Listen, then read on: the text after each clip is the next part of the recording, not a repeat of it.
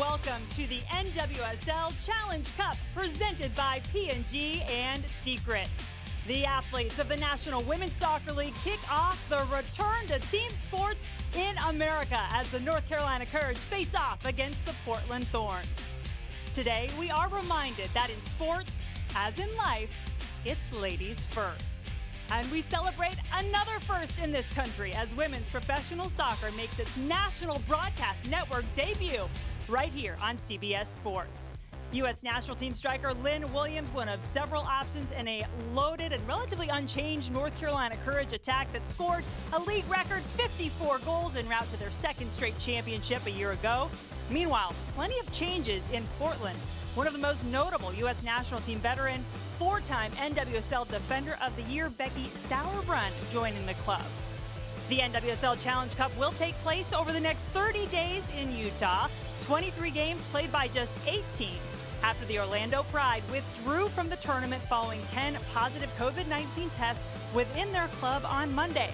Knockout rounds begin July 17th, the final July 26th right here on CBS. And it feels so good to welcome you back to sports, to welcome you back to soccer. I'm Jen Hildreth, side by side, or close enough, with two-time Olympic gold medalist Allie Wagner. And Allie, we all know with everything going on in the world, in our country today, it is not the easiest time to stage a tournament. Why now? Because sports are powerful. Because sports provide an opportunity to give joy to people, to provide a sense of normalcy. And perhaps most importantly, Jen, they provide an opportunity to make us feel united. And I think that's something we can all get behind. And when you look at the NWSL in particular, I think it was important for the NWSL to grab momentum that was generated with the U.S. winning the World Cup last summer and to make a statement and to continue making the statement that we are the most competitive, compelling league in the world as other leagues are shutting down. We have, in this first matchup of the tournament, the top two teams really pretty consistently over the last few years. North Carolina and Portland have combined to win the last 3 league titles. Standing by with our Marissa Pella is one of those North Carolina Courage champions, Crystal Dunn. Crystal, as the reigning 2-time NWSL champions, what is the team's level of expectations for the Challenge Cup? Yeah, I mean, it's always a challenge playing against a top opponent. There's always a target on our back, but for us, it's really just about getting the kinks out, work against a unit and trying to, put a good performance together. You'll be kicking off against Portland in just a few minutes. How will you look to break down their defensive shape? Yeah, I mean, they're always tough to play against. We know this. I think for us, it's really just focusing on our strengths and seeing what they give us and just kind of building on what we know we can be and just going from there. Thanks for your time, Crystal. Thank you. All of the athletes in warm-ups wearing the Black Lives Matter t-shirts as we take a look, Allie, at the North Carolina Courage starting 11. Not too many surprises. No, but one of them at the right back position with Merrick sliding in. She's going to be more conservative, tying up the center backs, and that will give freedom to the left flank for Daniels to get forward and provide overloads in that left wing area. But the strength of the squad is really down the spine. U.S. O'Sullivan operated as 2 6s. Dabinia and Dunn will provide the creativity and the thrust going forward centrally when Lynn Williams makes wide runs, who, by the way, led the team with 12 goals last season. So look out for her getting in behind and Hamilton popping off that back line. And they are going to be a handful going up against this Portland Thorns team because there's a rookie in net with Bella Bixby. Parsons says she's good coming off her line, claiming those aerial balls. She's going to have to do that today against North Carolina. In front of her, though, however, a bit of a safety net with Sauerbrunn coming in, a good organizer. And she's going to look to find Herriman Rodriguez, now double eights in midfield for Portland. That's going to give both those players freedom. And they're going to look to combine with Sinclair and get the runs in behind for Tyler Lucy up top. A lot of new faces for that Portland Thorns team. But for you, your wait is almost over. The NWSL Challenge Cup coming your way soon from Utah.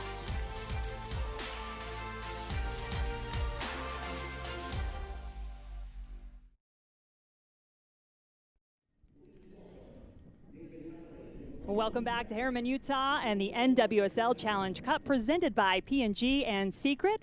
We send you down to the field now at Zions Bank Stadium for the national anthem as performed by national recording artist David Halliday.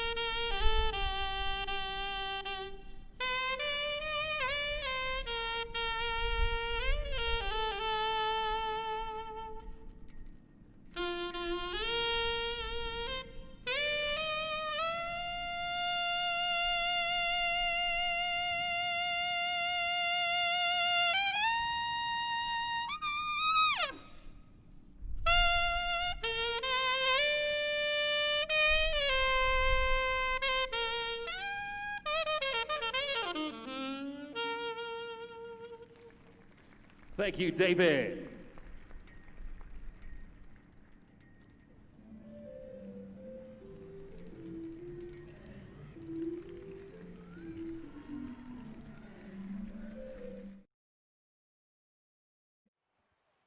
We now pause for a moment of recognition. Across the nation and around the world, the Black Lives Matter movement has provided new platforms for oppressed voices to be heard. With a moment of silence, we ask you to recognize the countless names of victims of racial injustices here and abroad, and to stand with those who have fought for equality worldwide, and those who continue to fight today. With our collective voices, we emphatically say, Black Lives Matter.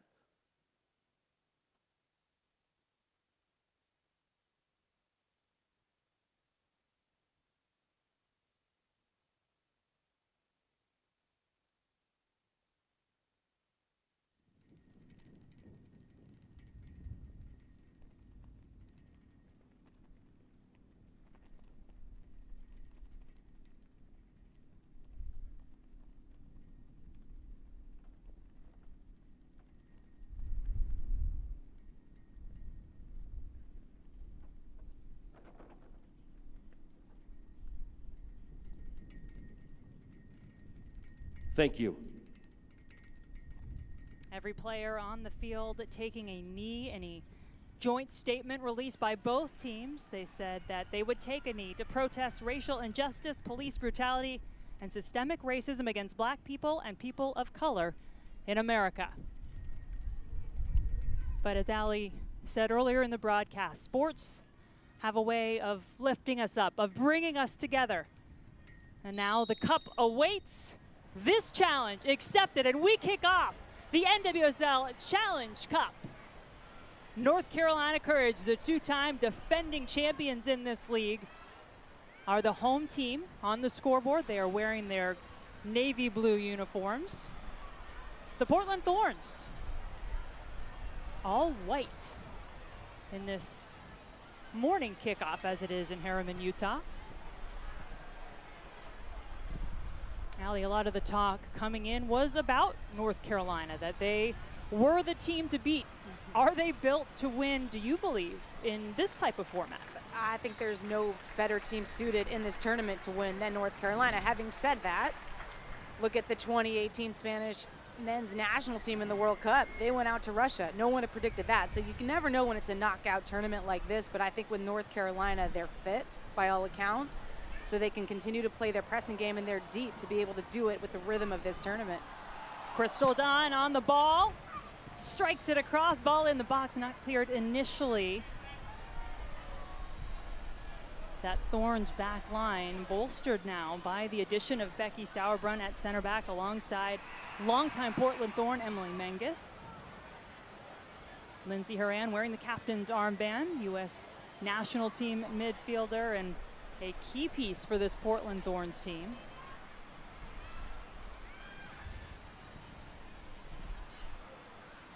And excuse me, that armband actually part of the player support for Black Lives Matter. They're all wearing black armbands.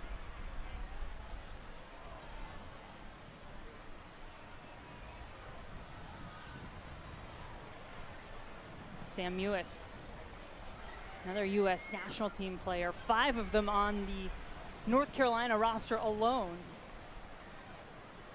And that's another reason they're built to win this tournament. They have incredible talent in the squad, and I also think their understanding of their system is important when you're coming in with such short preparation time.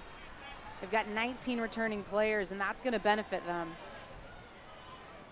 Part of the game, part of the DNA of the North Carolina Courage under their head coach Paul Riley is pressure all over the field. You lose the ball, they're going to be on top of you before you know it. So we'll see how that back line, and Kelly Hubley at that right back position, not a ton of experience for her, can handle it.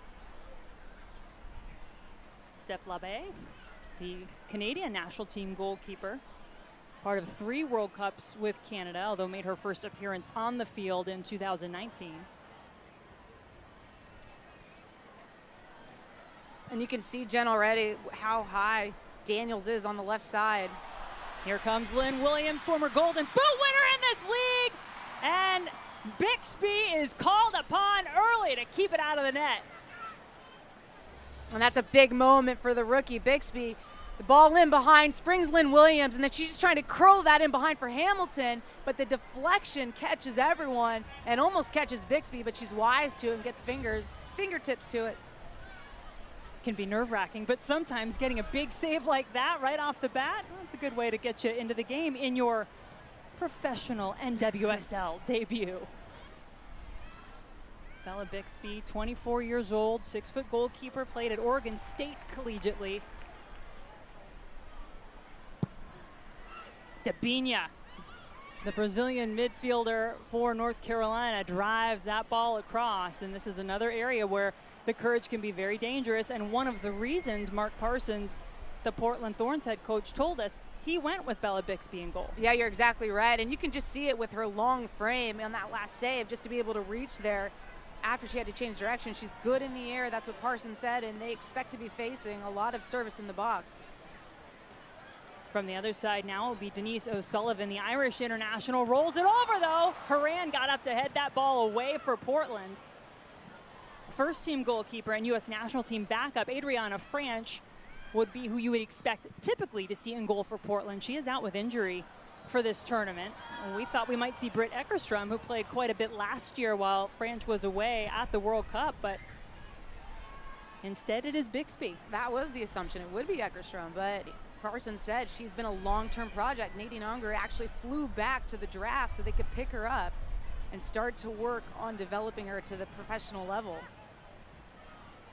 Hey, if you're flying back from Germany and you're Nadine Unger and you say, I want this girl as a goalkeeper, I mean, one of the greatest ever for Germany, you listen, and the Thorns did. Or maybe Nadine just wanted a trip to Portland. Could be. Now, by the way, this is quite a heated rivalry between these two teams. In fact, no other two teams in the league, when they meet, have a higher rate of fouls than when Portland and North Carolina face off. They average over 20 a game when they get together.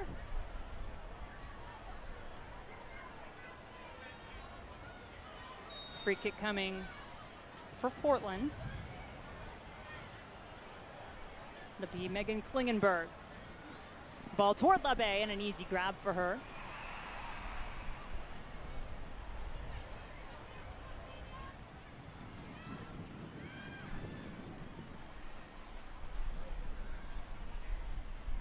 Touch, a difficult one made to look easy. Done outside of the foot to Debinha. Those two, the two 10s in the attack, but really everybody in a North Carolina uniform can get into the attack. This is the rookie, Addison Merrick, who slips and loses it. Didn't expect to see her make her way up into that attacking space of the field too often. But Carolina had overloaded that left side and dragged most of Portland over, so that right flank was open for her advance.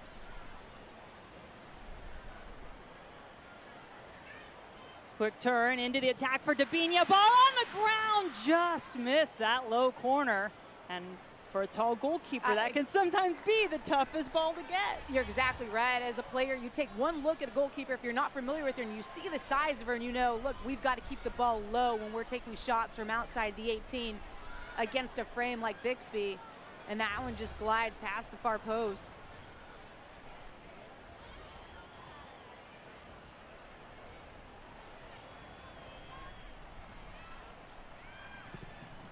Bixby, excuse me, a 6-foot goalkeeper. And Marissa Pill, I know you had a chance to get a little more information on Bella this week.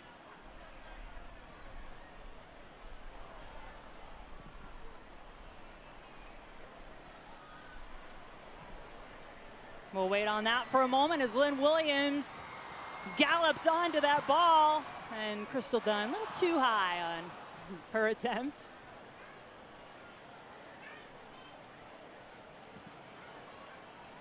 It's almost as if you can't say Crystal Dunn's name in a soccer context without also saying versatility, right? I mean, it's just, it's impossible when you consider that this is a player who was such a key player in the United States winning the 2019 World Cup as a defender. Right. And yet here she is for club playing in a attacking role in that 10 position.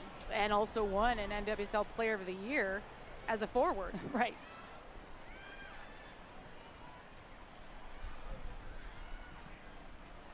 And Allie, I mean, you know, having played at the highest level, it takes a special type of player to excel, not just be able to fill in, but excel in multiple roles at this level, at the level of the U.S. national team. It certainly is a gift, and awareness is something that you can develop there. She's squashed by 4 players, though, converging on her. You develop an awareness for different roles, and it actually helps you in whatever place that you land when you play different positions. You see it like a forward, you see it like a mid, you see it like a defender. Quick restart on that set piece opportunity for Portland. They do get it to Kleinberg, though, one who they love to have serve the box. Lindsay Herriman flicked it toward goal, but LeBay not caught sleeping.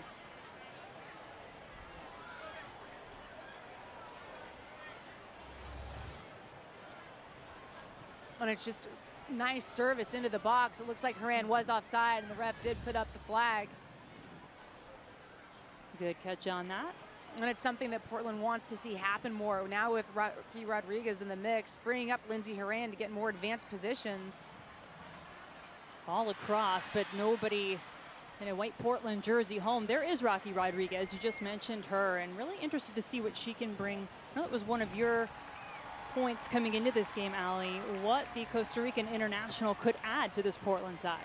And a big part of it is being double eights and not allowing Lindsay Herriman to be marked out of a game. They struggled with that last year. Lindsay did, where she couldn't impact the game she typically would, the way she would, because teams could just key in on her. And now with Rocky Rodriguez partnered alongside of her, I think there's a synergy between them. They both speak the soccer language, as Rocky said to us, and they understand each other even with such a short preparation phase. Dabinia daring anyone to try and catch up with her. She moves the ball up the field. The tick, a deflection. And North Carolina initially not happy with the call, but I do believe they are going to get the corner. But just strong vertical play from North Carolina. They get the ball out to Lynn Williams, and then she tries to go 1v1 and get that shot off before the covering player, and Becky Sauerbrunn steps up, but it takes the deflection. Lynn Williams been one of the top goal scorers in this league the last few years. She ranks right up there all time, number 2 with 50 career goals. Abby Dahlkemper. Well, it was interesting realizing she did not take the first 2 corners for North Carolina. Dahlkemper typically the main player to do that in the past. Abby Urseg, the New Zealand international, one of those 2 center backs, along with Abby Dahlkemper, will get up and is a great target in the air. Remember, Paul Riley told us on our call that there were some set plays they'd worked on, and they didn't know if they were going to quite pan out in this tournament or not, because their opposition has been themselves this whole time. Well, and they're wise to it. And remember, for all of these teams, this has been an unprecedented preseason, both with everything they've had to go through off the soccer field and having only very limited time, only about 3 weeks fully training together. Lynn Williams, the target. Dabinia put it back behind Jaylene Daniels, formerly Jaylene Hinkle, player whom Paul Riley calls the best left back in the world. Dunn buys herself some space, keeps it on the ground. Menges cool, calm, and collected on the clearance. Nothing cool and calm about Denise O'Sullivan, though, boy. She brings some bite. I think that's the word you like to use with her, right, Allie? Yeah, she might be pint-sized, but there's definitely bite in there. I believe she had second most fouls behind McCall Zerboni last season. But Jen, something early on to note is that North Carolina is coming up the left side more. And whether that's by design or chance, that is where the right back, Hubley, more inexperienced of the 2 outside backs, lies. Dunn, patient, waiting for it. It is cleared, at least momentarily.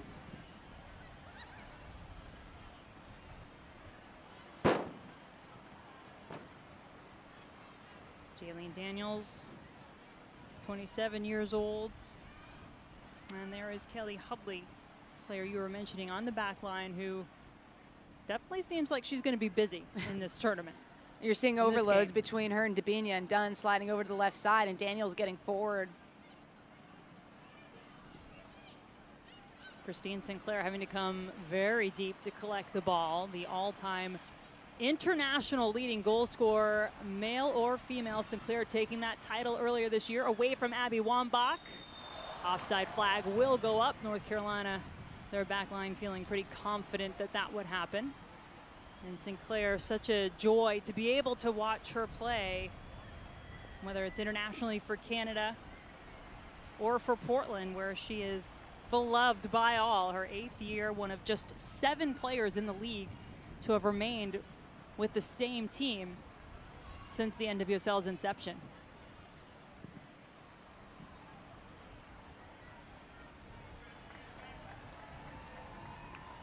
Tyler Lucy, 25-year-old forward out of Princeton, in her 4th year with the Portland Thorns, saw a little more time a couple of years ago, had 12 appearances last season. One of the questions has been, who is going to score the goals for Portland? You do have Christine Sinclair, 37 years old. She sometimes plays, in fact often plays, in a much more withdrawn role. You know she's going to need some help around her to put the ball in the back of the net. I think they're going to look at their rookies coming in, and while they're not starting, that's Morgan Weaver, Sophia Smith. Those are 2 players that Mark Parsons thinks are prime for this moment already, once they can get completely fit.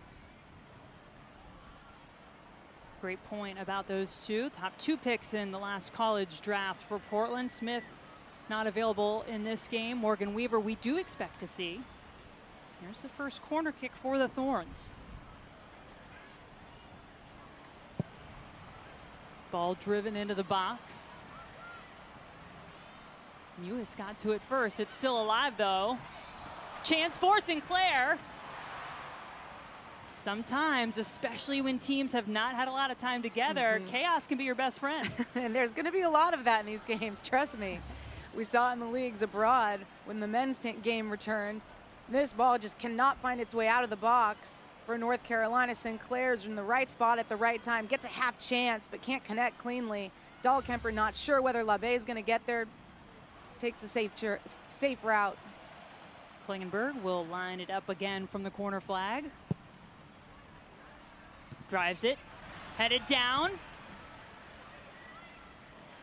And go back to Klingenberg. Time to collect. Serve it up again. LaBaye was shielded there, and perhaps a little too much contact, according to our referee Lucas Spala.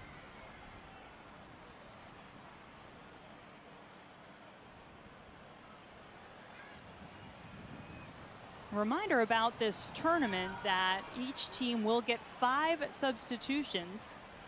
I mean, this is something really brand new for all of these NWSL teams. The only time they get a chance to play in a tournament style format for the most part is the playoffs. International Challenge Cup for North Carolina has given them a few more opportunities, but they're going to have to manage those rosters. Ooh, that's a tough tackle. And Abby Urseg expecting the whistle, and did indeed get it. Tyler Lucy, the guilty party.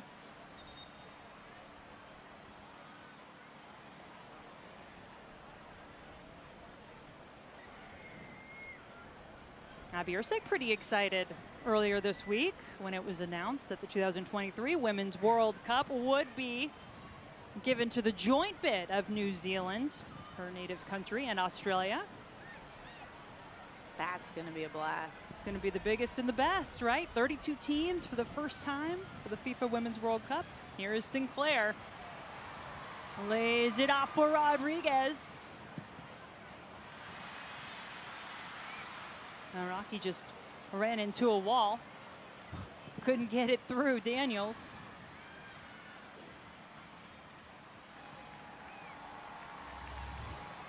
How about this from Daniels? Come on now, that's your left back taking a player on 1v1 in the corner. That's spicy. Yeah.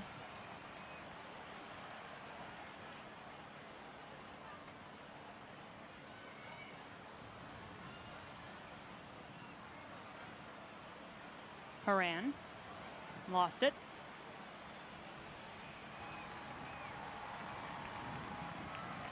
Marissa Pilla will be our eyes and ears in Utah on the field throughout this tournament. Marissa, I hear you've been lingering by the North Carolina bench. What have you heard?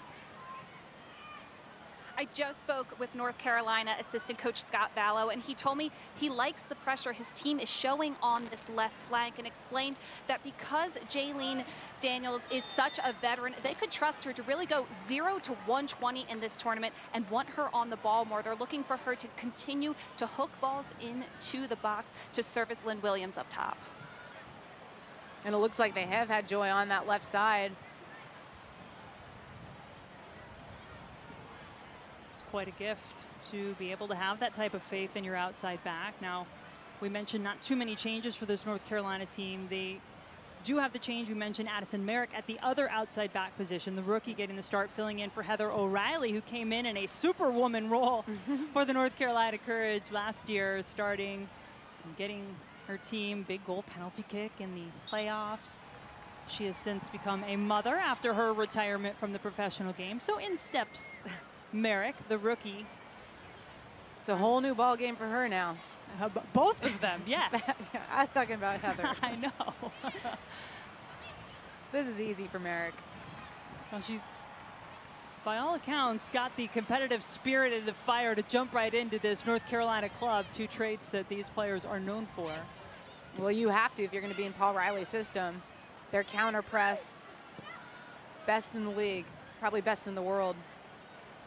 The North Carolina Courage taking on the Portland Thorns as we return to Team Professional Sports in America, the opening match of the NWSL Challenge Cup, presented by P&G and Secret.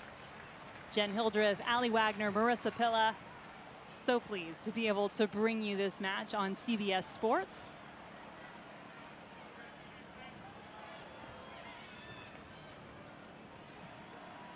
Rodriguez just held her ground there.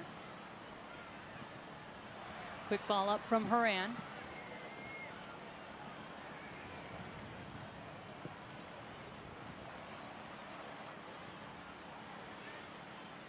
Herriman wanted a turn and done. Her U.S. national team teammate having none of it.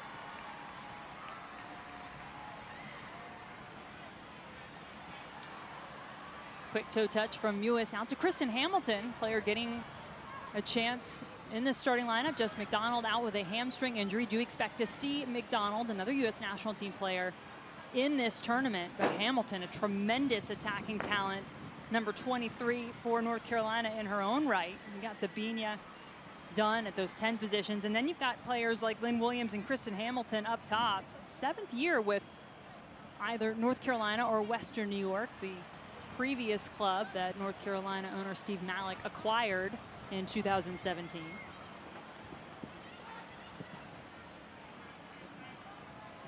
And Hamilton, a player, Allie, that I know you have said you feel would start on most any other team, regardless of if there was an injury in front of her or not. I think she is a player that has actually suffered because she is on such a talented team like North Carolina that she isn't a consistent starter. But when I talked to Paul Riley, one of the interesting things coming into this tournament was he wanted to look at a Sheffield United 3-back system, and you'd have wingbacks with Hamilton and Daniels, formerly known as Hinkle, on the left. Hamilton would be your right wingback. He liked the way the center backs overlapped, the way they got into the opposition's 18, and that was something he wanted to implement, but time didn't allow that. Beautiful sequence with Herriman and Sinclair.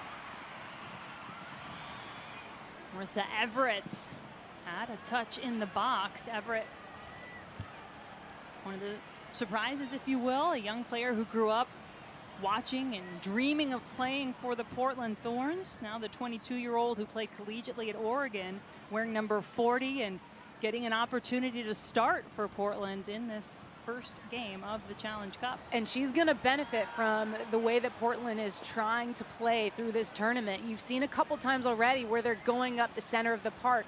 Something that Parsons talked to us about was more composure on the ball. They didn't have it last year. They didn't have the ball security. You're already seeing it between Lindsey Herriman, Angela Salem, and Raquel Rodriguez in the center.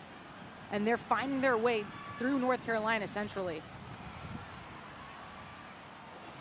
Sinclair. Back for Klingenberg, always ready to be an option in the attack. Here's Rodriguez.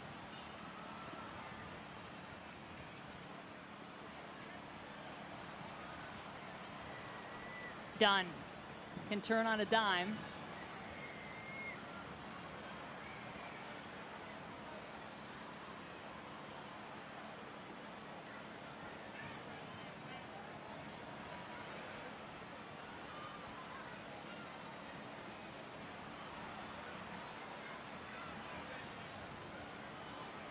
You mentioned Angela Salem. There she is, number 36 for Portland. 6 changes to this Portland starting 11 from the last time they took the field in the NWSL, which was their 2019 semifinal, a loss at Chicago. Get a chance to see the Chicago Red Stars and the Washington Spirit play later tonight on CBS All Access. Mike Watts, Lori Lindsay will have the call on that match. Sinclair takes it away from O'Sullivan. As players crisscrossing in front, she's going to ask Herriman to run for this one. Rodriguez left wide open at the top of the 18. Thorns don't get it there. Almost the ball makes its way there on its own accord. 1-2 touch for Dunn, up to Williams. Some space for Hamilton if Williams can get it there. Lynn Williams one-on-one against Menges, takes her shot. And you have to wonder about all of that, really, in that build-up with the options Williams had to her. Well, she chooses wrong, and Portland is not going to be happy with this because Parsons wants them to manage transition. They had to try to pin North Carolina in. They didn't. Raquel bit on the ball. Now North Carolina comes steaming down the other end, and Williams just tries to turn her defender inside out instead of playing the easy pass to her teammate for the slot in. Goes herself, and Riley told us the other day that her finishing hasn't looked on point yet, and it should hopefully come throughout this tournament. Lynn Williams, as we mentioned earlier, a former Golden Boot winner, leading goal scorer in this league in 2016. That was with the Western New York Flash. At 23 years old at the time, she was the youngest to ever win that award.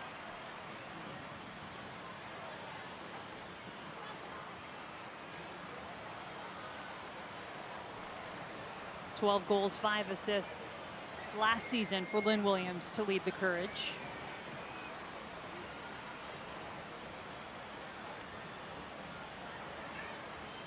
Lucy.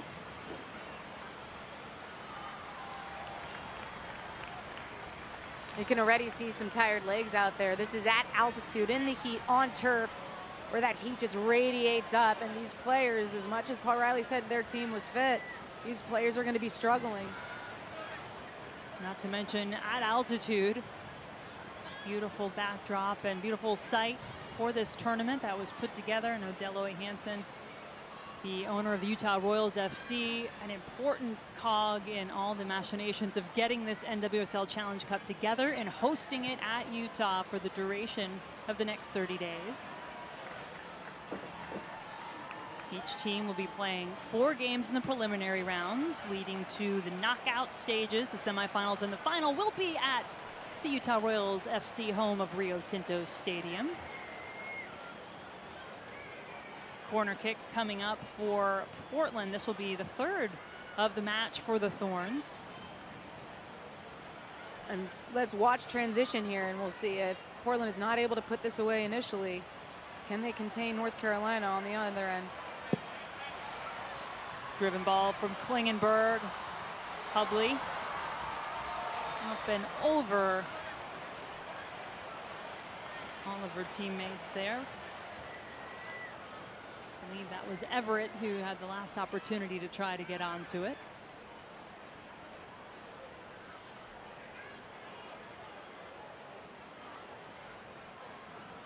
A little bit what you've expected so far, or anything surprising you? I'm impressed with the way Portland has been able to play through North Carolina's midfield. They want to be brave on the ball. They want to play against that first player that they drag out, and I think they've been doing that successfully and playing forward through it. Merrick drives it into the box. The header from Hamilton is just over that crossbar. And I think if there's anything that's surprising me, it's just that maybe North Carolina doesn't look as fit as I anticipated, but this is something we expect out of North Carolina, and that's just service coming into the box, a well-timed run by Hamilton. It's still going to be a difficult finish from there. And look, Paul Riley told us he may not have anticipated Addison Merrick, the right back, getting into the attack that much. It's not what he's really asking of her, but you can see the rookie, when the opportunity is there, she's taking it. And you have to. And if you're North Carolina and you play the way you play, you can't necessarily ask one player to not have that confidence going forward. You've got to feel it. And that's how you grow as a player ultimately. But they are skewing to the left side, that is certain. You've mentioned the heat in Utah. We will have hydration breaks, one in each half. It's like the players are going to get that opportunity now. We are scoreless so far between North Carolina and Portland. We'll take a quick break as well.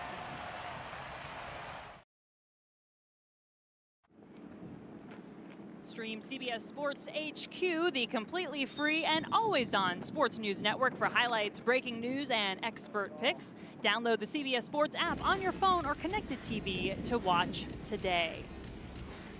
This entire tournament, the NWSL Challenge Cup, available to you on CBS Sports. CBS All Access will be your go-to place to watch all of the games in this tournament.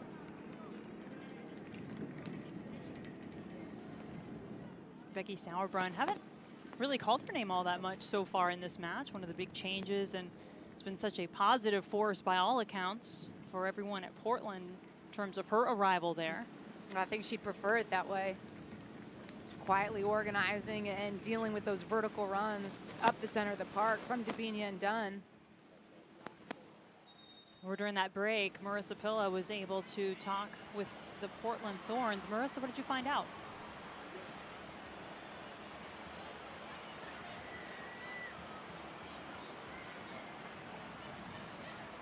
Defending, they want to press the player on the ball for North Carolina in order to cut off North Carolina's passing options. Gunny said that it was a frantic start for the Portland Thorns, but they're happy with how they're finding their rhythm right now. Well, Marissa, as Ali said, they've been doing a good job in that midfield, which is typically an area you expect to be dominated by that box formation of the North Carolina Courage.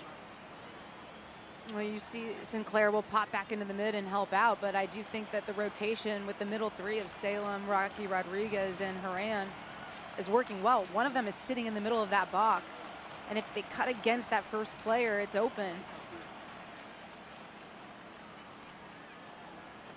And all the players trying to get back into the rhythm after that hydration break.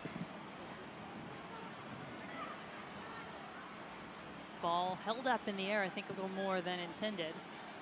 It was short of Daniels. O'Sullivan just fights her way back to get on the ball, take it away from Lucy. Denise O'Sullivan, voted by her teammates as the team MVP the last 2 years for the North Carolina Courage.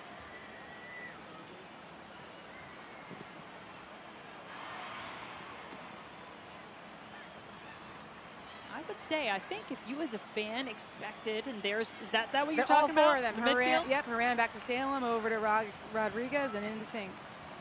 Get back to what I was saying in a moment, as Portland is finding their way into the attack. That midfield did its job, got the ball forward, tough tackle, but the rookie comes away with it. Merrick, bold in the back.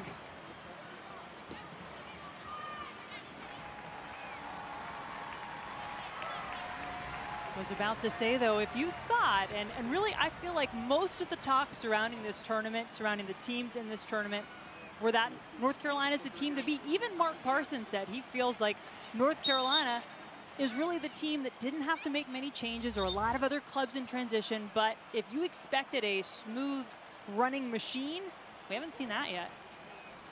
No, there's that tackle. Exactly. I mean, that's a player, by the way, that they're basically adding to their lineup. Great 1v1 recovery there from Merrick. She gets beat initially, but then times it so well and had to in the 18. And that's what you want to do if you're Lindsey Herriman. Drive her into the 18, make her foul you. Well, Merrick gets it all right there. Sauerbrunn with the free kick.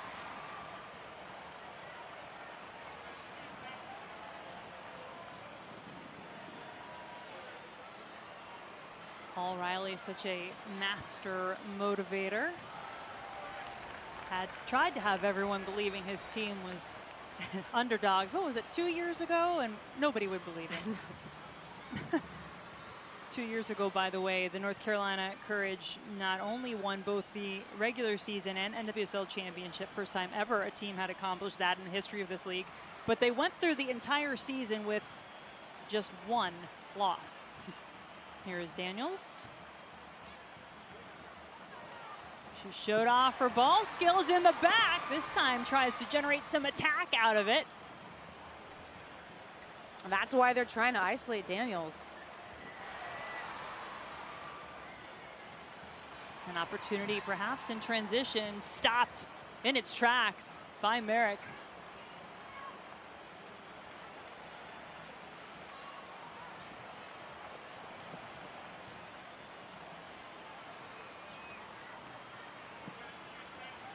Ball, you could tell, done not exactly where she wanted to receive it. No, she wants it to her feet there. As you fatigue, you got to play feet more often.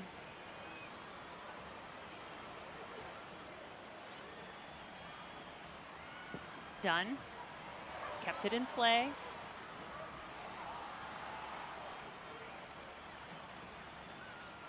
Not quite enough on that ball to keep it away from Portland.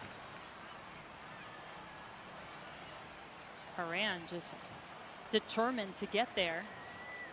And you wonder, players like Lindsey Herriman, U.S. national team players, you figure you're not going to see them the full 90. This is their time to make an impact. Done.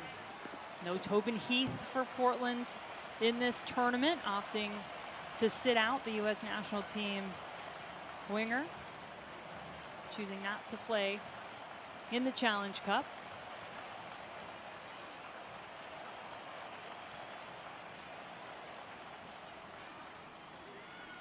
Bixby was busy in the opening minutes of this match. It's settled down a bit since, but corner kick number 5 on the way here from Dabinia.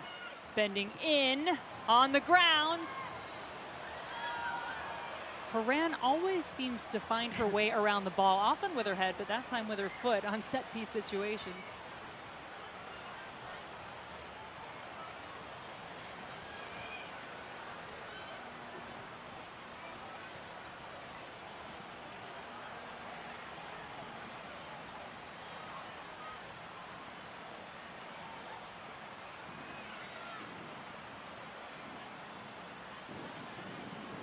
And that time it's too slow from Portland, trying to beat that press. Daniels beats Hubley, sees Williams in a ton of space. Williams across. Still alive for North Carolina.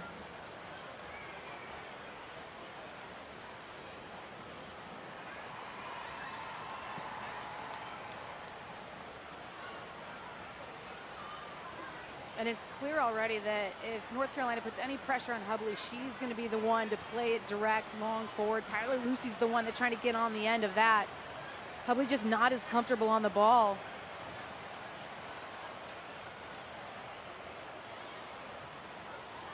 What more would you like to see from North Carolina in terms of getting to play the way they want to play this match? I think right now in the heat isn't going to help the situation. The altitude's not going to help it, but they need a better tempo when it is on.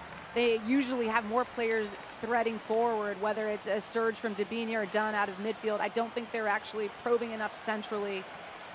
And I get Williams making her inside out run more often, make her the server. Beautiful ball from Sinclair, a little too heavy for Lucy.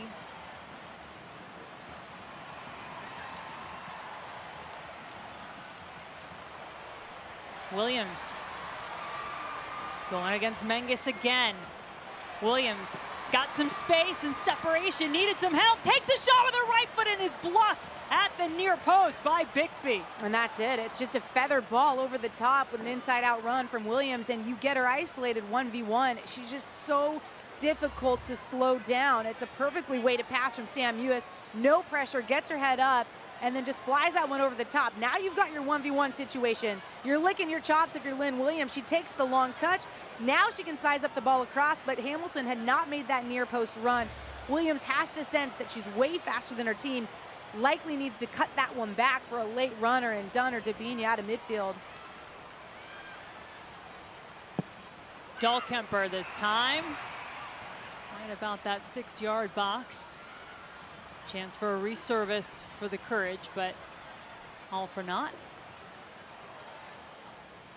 Obviously, no stands in the stadium at the NWSL Challenge Cup, but we know there are plenty of fans out there watching. Shout out to Secret and the Rose City Riveters. I know some of you are out there in the Secret virtual watch party, showing us the fans out there trying to cheer their team on as best they can virtually. We're all trying to live that virtual life as best we can. They got good swag at least. Well, that's always helpful. Portland does have the best. Oh, those jerseys. I like the white jerseys too, but when Portland breaks out those new black jerseys, just wait for that in this tournament. I am unbiased when it comes to everything that's not material on the field, but I love those Portland jerseys. Here comes Lindsey Herriman.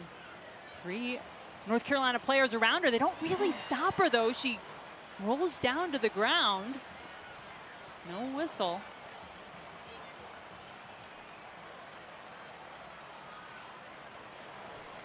I teased the heated rivalry between these two teams, but it has been a relatively clean game thus far. Dabinia with the turn around Hubley. She looked to go out. Hamilton went in.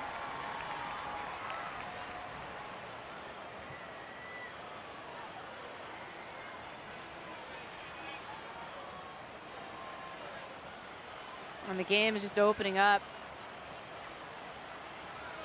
Dabinia to Williams. Another shot for Lynn Williams. Takes it with her right foot and glances, I believe, off that crossbar or just over it.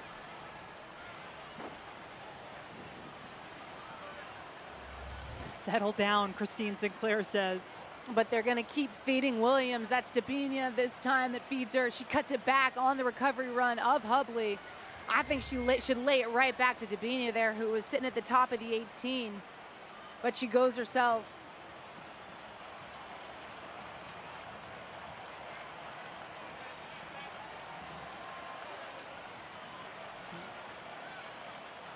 Another opportunity from the corner. They're going to play it short again. We saw that earlier. No problem, though. That's an easy grab for the 6-foot Bixby.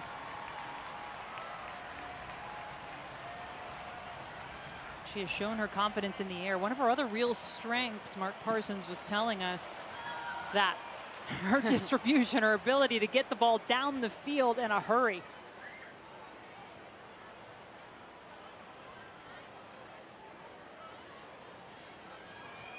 Former place kicker for her high school football team out of Milwaukee, Oregon, a suburb outside Portland. It's actually an all-conference kicker on the team, so quite good with her feet in a variety of ways.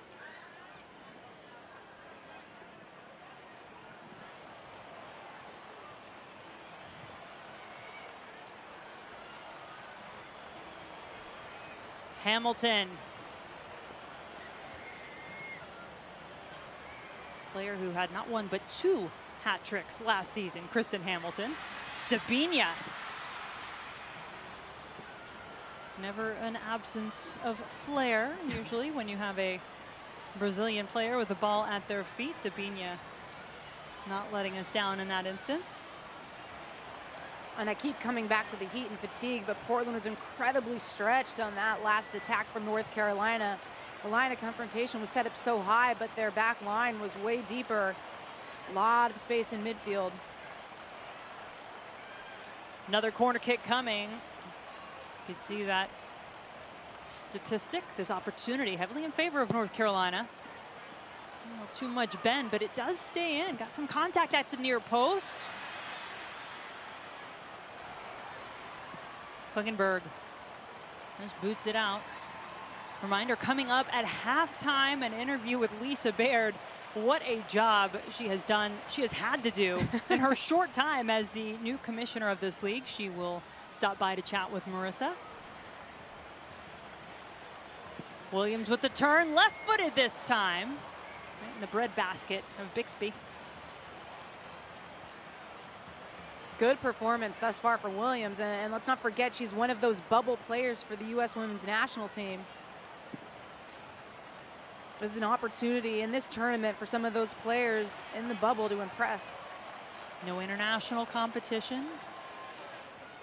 Hasn't been any competition of any kind up until this point. So, yeah, you certainly do think about that bigger picture. Lynn Williams not a member of the World Cup squad for the U.S. last year, but she has been called in with new head coach Vlatko Andonovski, former NWSL head coach, now running the show for the U.S. women's national team. No pressure. They've just won the last 2 Women's World Cups, so just keep that going.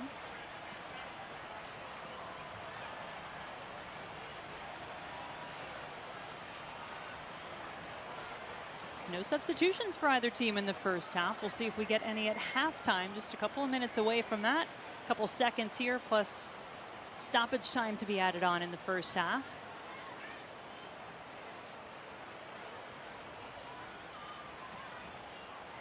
Two minutes added to our first 45.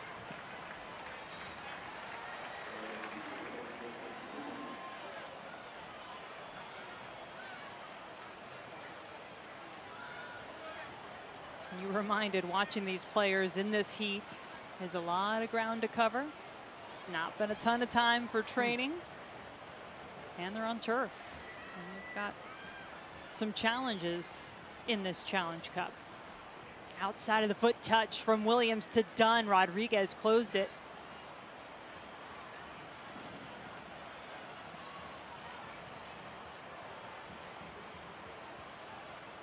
Everybody just catching their breath a bit. Mewis comes up to provide an option, but can't get it back to Dunn. We really haven't seen much of Mewis in the attacking game.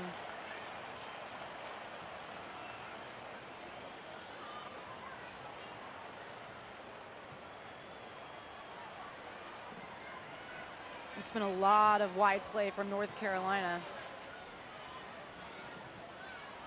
Merrick can't make anything happen there. I've seen several players with that arms out motion. And loose passes, and that's what's to be expected. We saw it with the Bundesliga, with EPL in those first games coming back. The reality is you can't replicate 11v11 against unfamiliar opponents the way this is. Most teams didn't even have much of an opportunity for 11v11 if you consider the restrictions placed on them with COVID-19 in many of their states. Small groups only or individual training only for many weeks. Expecting that whistle at any moment now from Lucas Spala. No score in our first 45 minutes of action from the NWSL Challenge Cup. Neither North Carolina nor Portland able to make their way onto the scoreboard so far. Madison Merrick, the rookie right back, called her name several times in that first half. Good debut for her. Safety protocols in place, as you can see. All the players who've been on the bench wearing masks, even players coming off the field getting those faces covered.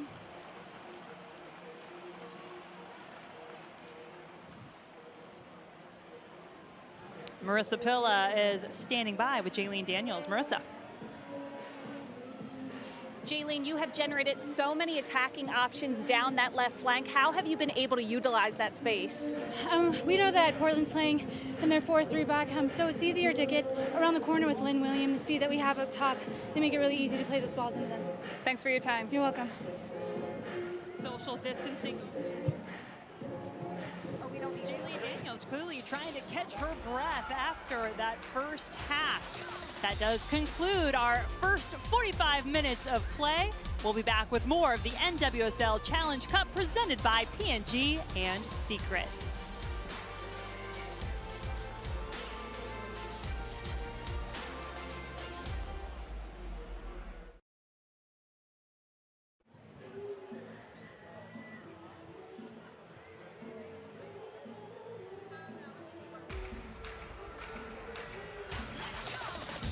Welcome back to the NWSL Halftime Report presented by Secret. Welcome back to Zions Bank Field. I'm Marissa Pill, and I'm joined now by NWSL Commissioner Lisa Baird. Lisa, you took over this position just 3 months ago, and you've navigated this league back to the start of play with this Challenge Cup. How did the tournament come to a reality? It was a team effort. All the owners, we had an incredible host city bid from Deloy Hansen, the owner of the Utah Royals, who's here. And it all came together with a great agreement with the NWSL where we continued compensation and benefits through the whole year. And American Team Sports is officially back today. What is the significance that NWSL is the first league back in play? Well, I think it's a significant statement for all sports. We want to bring sports back with health and safety and wellness in mind for all the players. And I am just so proud of these women out here on this field playing with all their hearts, but we do miss the fans. This also is the first time that professional women's club soccer is on a national broadcast. What do you hope these viewers take away of this league? Well, what I want as a commissioner, we're really excited to be with our first game on CBS is Americans. We want them to fall in love with the sport, fall in love with our players, realize that we have an exciting tournament ahead of us and 22 more games to go. Thank you so much for your time, Lisa. I think we're all excited to be back. Thanks, Marissa. Later tonight, join us on CBS All Access as the first Saturday of the NWSL season continues with more live action when the Chicago Red Stars take on the Washington Spirit. That's tonight at 10 Eastern on CBS All Access.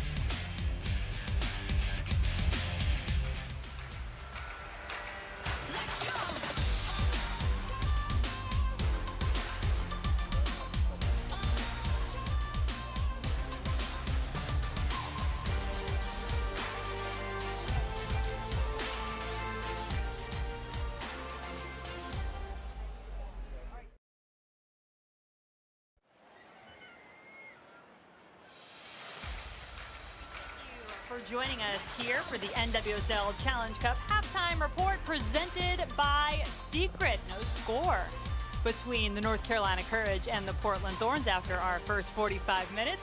Jen Hildreth, Allie Wagner, still not quite used to being this far away from you, but you miss me, don't you? I do, and we've missed all of this. And to be understood, there are some little, moments of you realizing these players haven't played in this type of a game in a while. But what else do you take out of this first half, Allie? Well, I think that was a big one. There's a lot of loose passes, fatigue was setting in, but I think for Portland, they were a team that was looking to change their identity this season. They're looking to be calmer, braver on the ball. I think you're seeing that. I think they found times where they're able to go through the midfield of North Carolina, and not too many teams can say that. And I think for North Carolina, it was what we expected. They couldn't change their system coming in. Why would you? You're the champion, they're two-time reigning champion. So we saw a lot of what we're used to, which is explosiveness. You're seeing Lynn Williams dice up the opponent. You're seeing them be very vertical in their play. They're just not as patient. I don't think they're spreading out the pitch the way that we would expect them to. But here comes Lynn Williams. She got off to a hot start. Ball played in behind. And look, she's been on a couple of players. This case, it's Emily Mangus. She beats her to that ball. And then Portland came back down. This was one of their best chances, but Herriman was offside. She was already in behind that back line. And North Carolina again coming through with Lynn Williams. This ball sprayed out wide. Lynn Williams times it perfectly, cuts in front of Sauerbrunn. Now she's 1v1 with Mangus. She slows down, cuts her defender a couple too many times. She had Hamilton wide open, but she goes herself and then skews the shot. And this was probably a matchup that was working well when Portland could get Lindsey Herriman in advanced position against Merrick. And again, Lynn Williams just dicing up Mangus. The next time it's going to be Hubley. I mean, she was having her way with these Portland defenders. Here she is. She pulls wide, allows for that channel to open up to be slotted in, and then just cuts that ball back against the recovery run of Hubley. But again, it's the shot that is left wanting. North Carolina out shooting a Portland 9-2 in that first half, but no goals to show for it. We'll see if that changes in the second half. We'll be back after the break.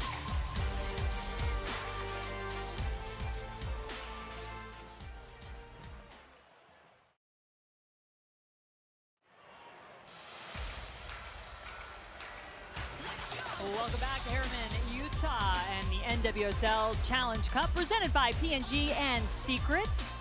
Will we have some goals in this second half? We shall find out. This is the first match of this tournament. 23 games to be played over the next 30 days. Each team will have 4 games that they'll play in the preliminary rounds, and then that will determine their seeding. Everybody moves on to the knockout phase, but then after that, that's when the drama heightens a little bit, as it does in tournaments like the World Cup, where we've seen how teams respond once the stakes are raised a little higher. The final coming your way July 26, 12:30 Eastern on CBS. Players of the NWSL and women's soccer in general, very aware of the world and what is going on off of the soccer field. Black Lives Matter. We've seen it on warm-up t-shirts and armbands for all of the players. There's that very moving demonstration before the match as well. Saw a lot of players, all of them in fact, taking a knee during the anthem and also during that 46-second moment of reverence prior to kickoff.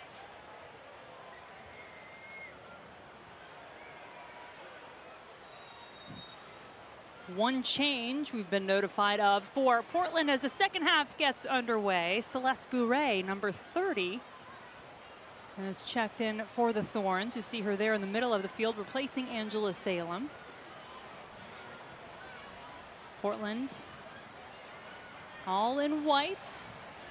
North Carolina Courage, the 2-time defending champs, wearing their all navy blue uniforms today. Jen Hildreth, Allie Wagner, Marissa Pilla, and there is Celeste Bourret. For more on that change, let's bring in Marissa. I spoke to Portland head coach Mark Parsons about his perspective on what he wants his team to do in the second half. And he said the Portland Thorns need to be braver and quicker in possession in the final third, telling his team not to be afraid to shoot when they have the opportunity. He also said they cannot play into North Carolina's press and to continue to find spaces throughout the field to hold the ball into. And on the defensive side, he said they need to stop allowing opportunities in transition. Here is an opportunity for North Carolina. Ball squeaks through somehow. Courage had 8 corner kicks in the first half compared to 3 for Portland, and the Courage will get another one as U.S. national team defender Becky Sauerbrunn, new to the Portland Thorns this year, will try to set her defense in front of Bella Bixby, making her NWSL debut in goal for the Thorns today.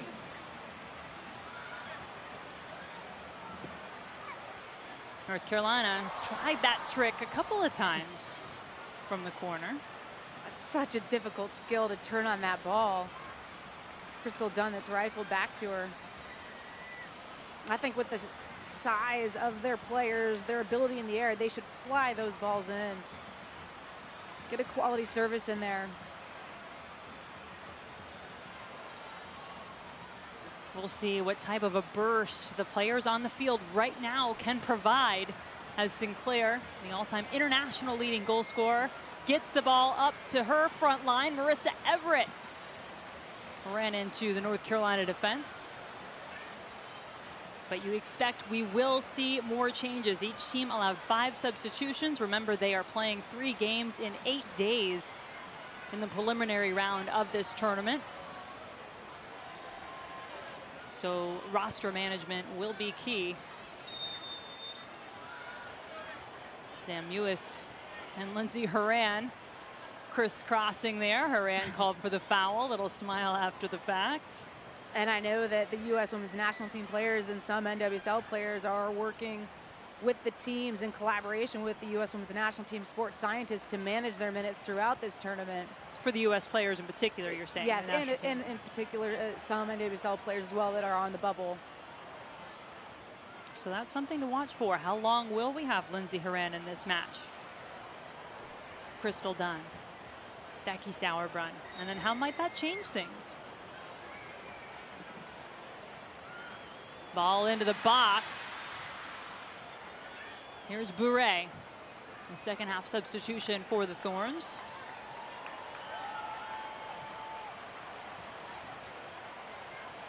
Merrick, a little gimpy getting up. Bourret in her 5th year with the Portland Thorns. Has also had some success playing in Australia. Many of these NWSL players will go in the offseason and play in the W League. Bure, a former Player of the Year for her team, the Brisbane Roar, in the Australian W League.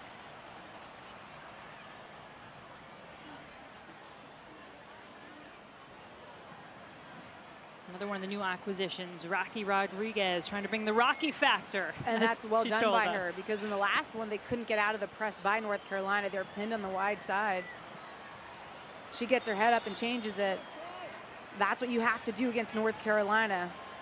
And it earns Portland a really dangerous free kick here. Unquestionably the most dangerous thus far in terms of the location on the field. Everything else has been a little further out. Steph Labbe, the Canadian national team goalkeeper, former UConn netminder. Getting set.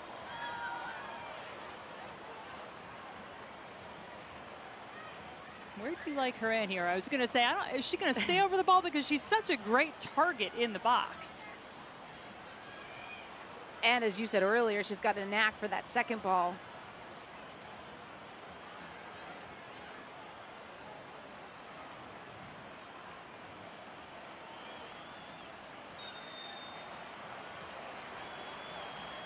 Klingenberg. The header from Sinclair dropped down. And the play whistled dead. Offside will take away any opportunity there for the Thorns.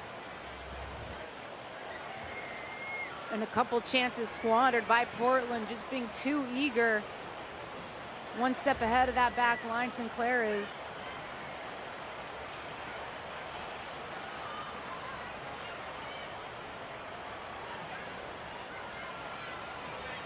Marissa, in her report, told us that Mark Parsons said they must move the ball quickly against that press of North Carolina. And Allie, you were telling me at halftime that's one of the keys you were watching, was how both teams really were handling the press. Yeah, and in fairness, North Carolina's press was almost non-existent there. They looked incredibly disjointed, something you're not familiar seeing.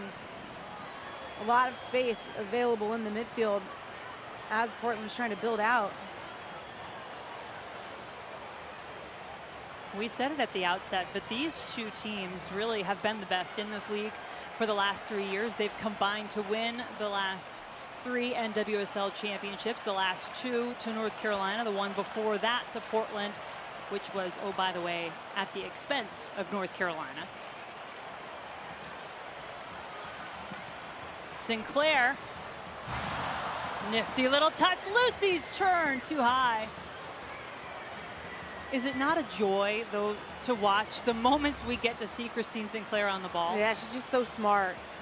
One of the wisest vets in the game. A little deft touch to the inside, and Lucy does well. Gets herself spun around there so she can have a look at goal, but she's leaning back and has to hit it soon. That rises above. Some more disarray there in the back for North Carolina. Portland thinking perhaps they'd get a corner, but they don't.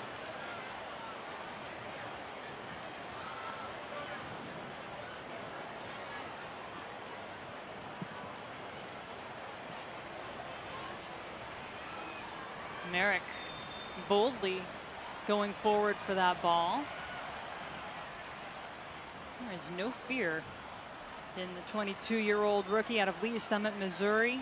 Was the number 28 pick in the draft, so not one of those top 10, top 5 names you might have known.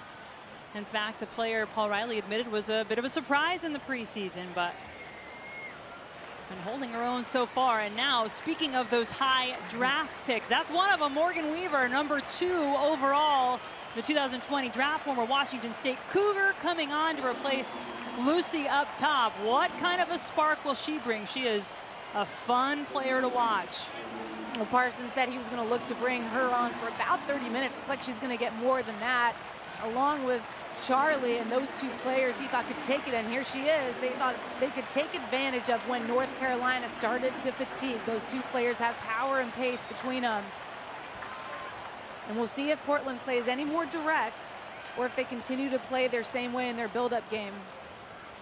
Simone Charlie taking the place of Marissa Everett on the field. Hamilton.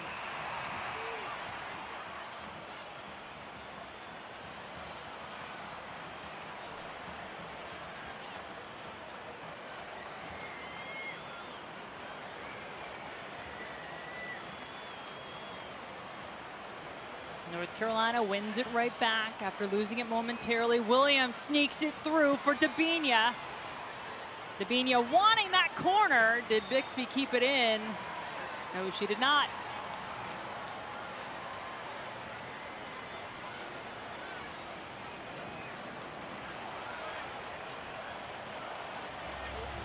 And this is actually one of the first times we've seen Lynn Williams slide through an underlapping run from their attacking mids, and that one does go out over the end line.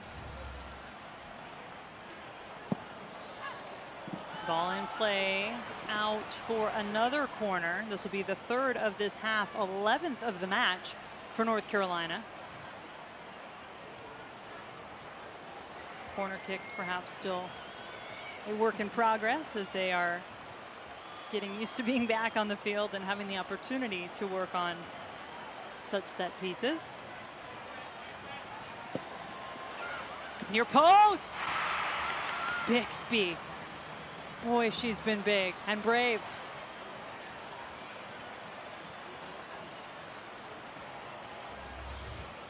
Well, it's an interesting service, and this one comes to the near post, but there's traffic in front of Bixby. Not enough, though, to get a touch on it, and she just covers that one up.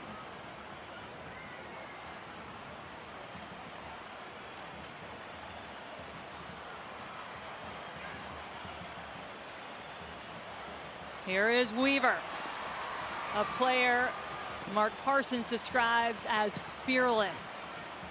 Got a chance to see Morgan Weaver compete in the 2019 NCAA College Cup with Washington State. First time ever that program made its way into collegiate soccer's Final Four. And their whole theme all season long was to be in the hunt, to be on the hunt, and that's the way she plays. First corner kick of the second half coming up for Portland. Klingenberg has taken all of them, 3 in the first half.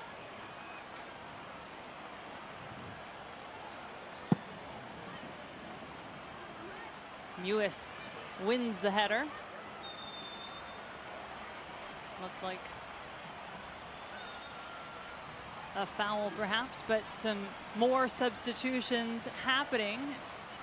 North Carolina's turn now to make some changes. We expected to see number 21 there, Carrie Riccaro. That'll be Merrick's chance to come off. Before we talk too much about the subs, Allie, what about the day of the rookie? We've talked a lot about Addison Merrick. What did you think? I thought she had some incredibly well-timed tackles, and that was one thing coming in we knew about her, is that she's a great 1v1 defender. Even on that last turn by Weaver, she was beat, but she went to ground and came up with the perfect tackle. So some potential game changers have come on into the attack for Portland. Now we see that potential. Not too much Riccaro. She's going to help hold things down either midfield or defensively, but Allie Watt, that substitution. Former U20 women's national team player. Had a tremendous career at Texas A&M. Allie Watt, number 17, who came into the match to replace Kristen Hamilton up top. Number 6 overall pick in the draft, and immediately some pressure on that Portland back line. But look how deep North Carolina's back line was.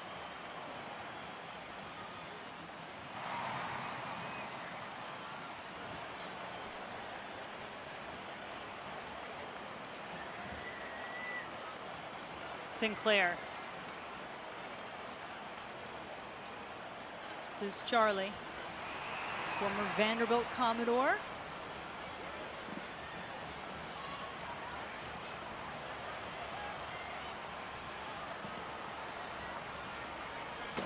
Ball up and out will end that threat for Portland. There is Allie Watt, 5'8" forward out of Colorado Springs, 23 years old, 3-time All-SEC first-team selection with Texas A&M.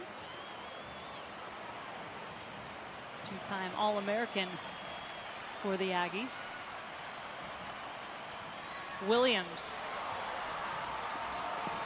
tried to go near post. Bixby's been tough to beat there.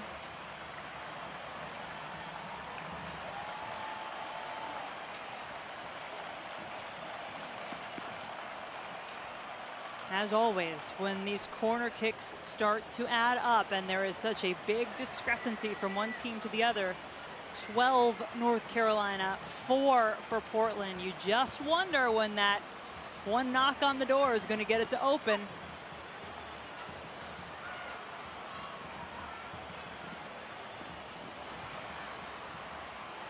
Second ball, third ball can be dangerous. Dahlkemper to Mewis, 2 U.S. national team players linking up to no avail.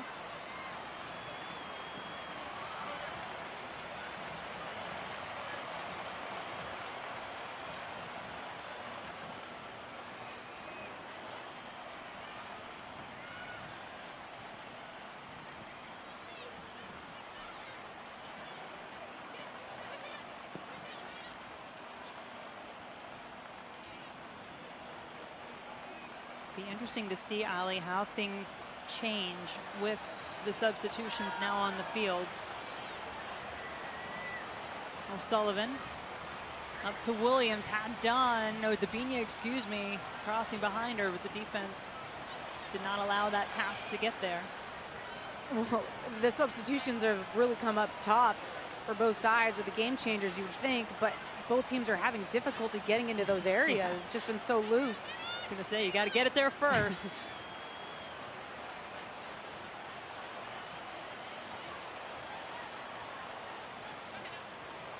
Megan Klingenberg, long time Portland Thorn, her 5th year with the club, 31 years old, former U.S. national team player. Dabinia.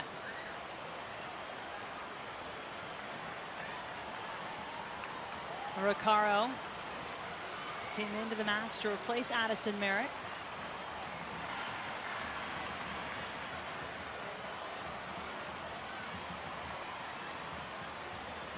Sinclair to Herriman.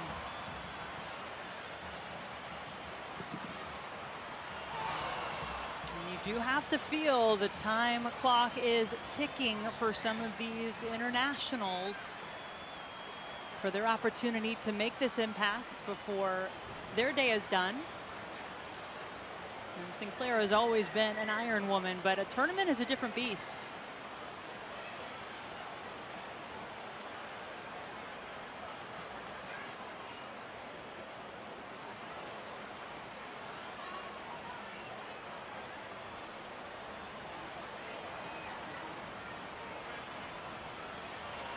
Bay. Charlie letting her know she better not take too long with the ball at her feet. Daniels. That's just something you're not accustomed to seeing from North Carolina. All players running away from the ball, no counter movement to be seen. Usually they're so much better at combining with one another and changing. Someone will pop off that back line, Dabinia will run through, but everyone's just floating away. Why do you think that is? It just takes time to develop that. I also think it takes fitness, and the last thing you want to do is change pace when you're exhausted. Mewis to Dabinia for the shot. Oh boy, it was a rocket. But right at Bixby.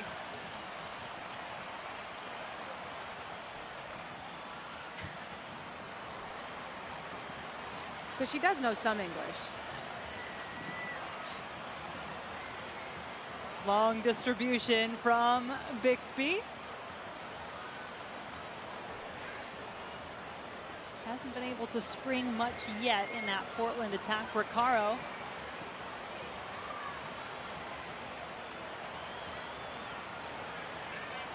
Got it to O'Sullivan. Dabinia. Nasty little back heel. Didn't quite work out for her. If we had to vote, Ali, for the most fun players to watch just in this match so far, I mean, I think you know after that last play who might get my vote, but who do you vote? She always gets my vote, too. She is fun. Look, I think Lynn Williams, I mean, the first half had a really strong performance. But Dabinia is always going to get my sass award. But you can't have the sass without the skill, and she true. has just shown so much improvement and growth in her time in this league with North Carolina. Offside against Williams and the Courage. Debinha, 28 years old, member of the Brazilian national team.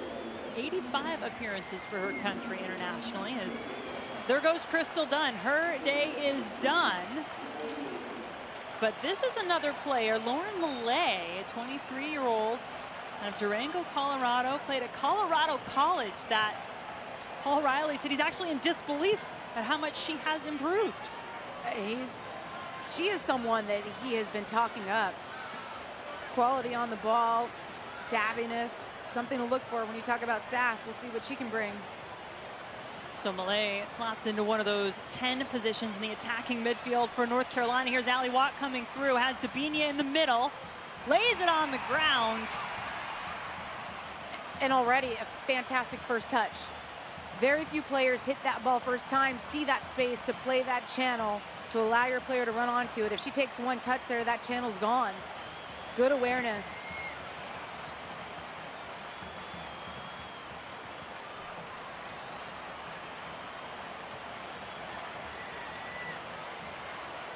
Millay put so much on that ball, trying to keep it in. She took herself out. But I think it says something. This is a player who's in her second year with the club, but she only had 2 appearances last year for North Carolina, played a total of 46 minutes, did not make the playoff roster, and has improved so much that Paul Riley said if it wasn't for having Crystal Dunn on this team, she would be starting for me at that 10 position. Massive statement. Williams trying to get around Sauerbrunn. She'll take another corner. And it's interesting, when players size up against Lynn Williams, they always want to drive her to the outside. But it's an interesting quandary because she takes those long touches, and oftentimes then she's in open space and she can serve the box. I know you don't want her running directly at goal, but sometimes I think she's actually more dangerous when she can get around the edge and serve the box, cause havoc, and create corner kicks. Lucky number 13 from the corner. Will it be lucky? It's going to be Daniels. Use that left foot. A little too much on it, or was it? Maybe that's where she wanted it to go. The Courage still fighting for it.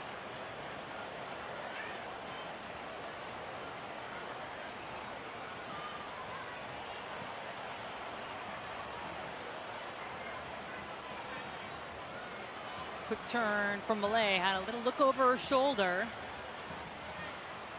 Back to O'Sullivan. And Millay, a 2-woman game, connecting,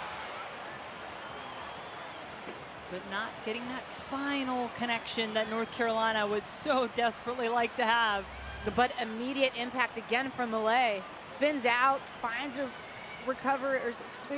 finds a supporting player, and then moves to get the return pass. It's a smart thing by Paul Riley to put her in at this time in the game as well, because pressure's waning, so she does have more time and space to make decisions. I'd like to see what happens at the next level when pressure is on her immediately, and we'll see if Portland can do that in these last 23 minutes or so. Now, one of the exciting things about this tournament format, the fact that you are going to have to really manage your roster, that you get more substitutions, you're going to get more players opportunities to come in and make an impact. Typically only 3 substitutions allowed, but 5 for each team for this tournament per game.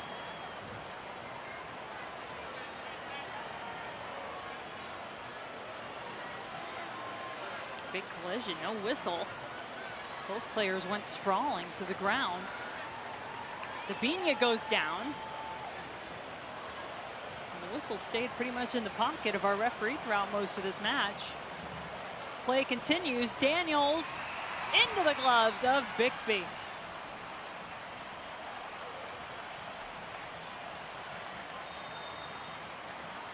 Allie Watt down on the ground. She was in that collision, I believe, with Sam Mewis, or no, just pulled up there. Oh, you hate to see that. You hate to see any player go down at any time, but Watt just pulling up mid-stride.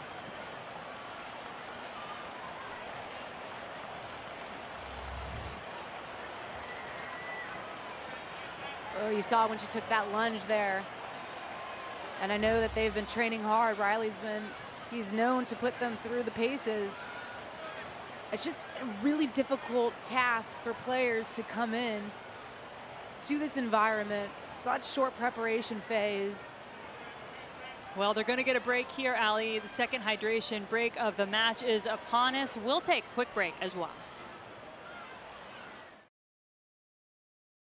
Tomorrow, CBS is proud to bring you the 20th anniversary of the BET Awards with performances by Alicia Keys, Wayne Brady, Megan Thee Stallion, Jennifer Hudson, Usher, John Legend, and more. The BET Awards tomorrow at 8/7 Central on CBS.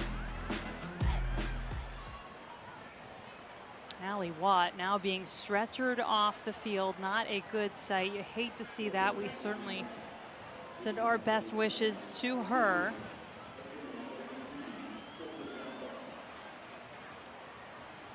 And that will prompt another change from Paul Riley and the North Carolina bench. This is the play again, or the moment. The injury seemed to occur. Oof. It hurts to watch, doesn't it?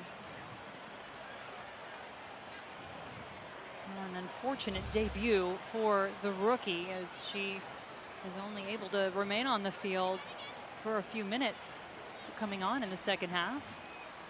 Malay, Watt, Recaro, the three substitutions so far for North Carolina. They are allowed 5.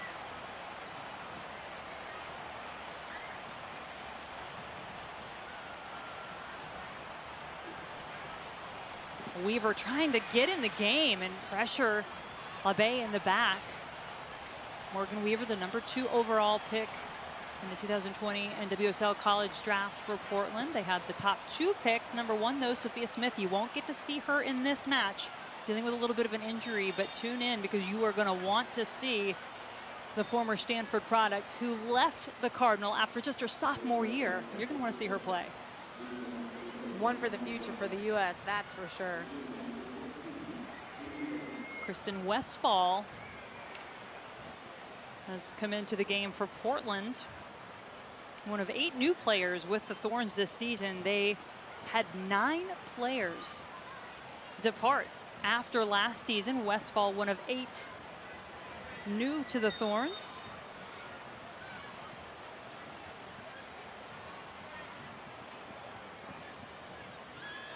The header from Herriman off the post. And just like that, a game can change. But Herriman just a few inches off the mark. How many times have we seen this from Lindsay Herriman? She times her run perfectly, glides right in front of Abby Dahlkemper, and the service lands right on her head. She's just trying to flick that into that back post. Sometimes as a goalkeeper, it's just good to be in the right place at the right time. That ball bouncing very fortuitously to Steph LaBay.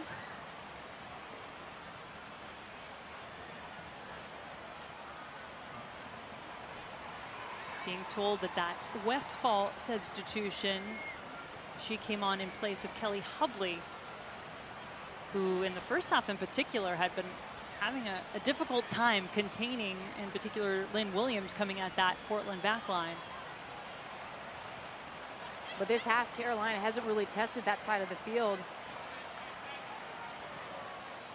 What do they need to do to be more dangerous? North Carolina? Yeah. For me, I think the way they're not squeezing the game, they're usually so much better at their counter press, and when they press, they're tied in. That's not there today. I don't think they're using the width like they normally do. They usually change it. I mean, players right now are just having difficulties managing this heat, this altitude, and I think that's part of it. But North Carolina is not stretching the game the way they typically do. Some space here. Ball in! Do we have our first goal? I think we do. And if you missed the introduction to Haley Mace coming into the match, I bet you don't miss her now. The North Carolina Courage come through to score the first goal of the NWSL Challenge Cup. Let's take a good look at this, shall we? Well, let me remind you, Haley Mace came to North Carolina and wanted to be made into a U.S. Women's National Team defender. Paul Riley said, no way, you were better up the pitch in the attacking third, and she picks out the perfect ball, driven into that near post, goads Bella off of her line, and you get Debinha glancing in right at the perfect moment to tap that one in. How many times do we see Debinha make those late runs out of midfield with that perfect cutback ball arriving? Well, this time it's the rookie Haley Mace for North Carolina providing the service. You wanted a spark? You got a spark if you were North Carolina. Haley Mace, just when you were saying the way that North Carolina needed to become dangerous, well, she had a ton of space to work with, and then Debinha just moseyed her way onto that ball at the end to finish it off. And we talked about Debinha earlier and how she's evolved in this league. A big reason for that is her work ethic.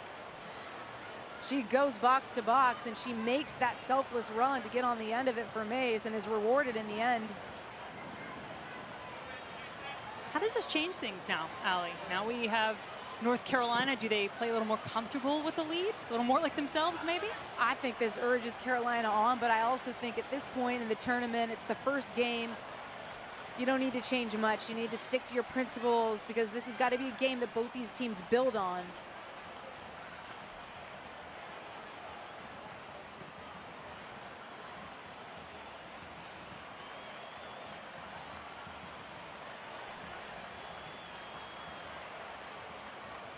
These two teams split their 3 meetings last season, 1-1,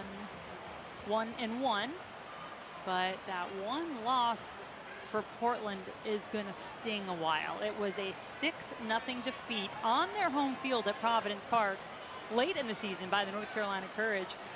The most lopsided defeat in club history.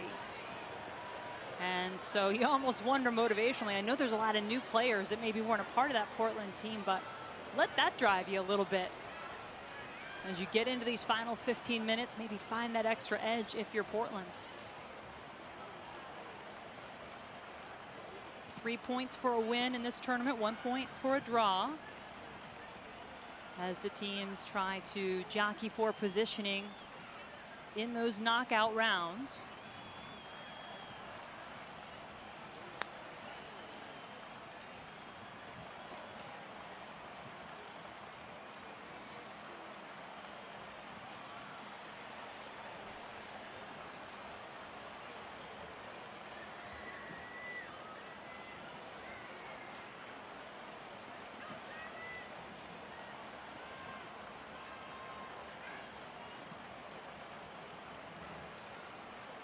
Portland talked about being brave, being fearless on the ball.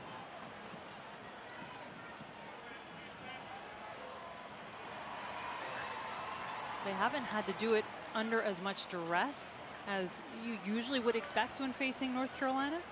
But in that regard, when they've had the opportunity, how do you think they've done? I think it's been a mixed bag. I really do. In that last attack by Portland, they drag the 10 centrally, and then they kick it wide, which is a good thing. So you want to get North Carolina's first line of pressure shifting somewhere, and then you want to play against that movement. I just don't think they found that, or finding that next pass consistently, because once they break the first line, they then have to continue on in order to make sure the recovery of North Carolina isn't there. And I just think that's where it's been lacking. And that'll come over time.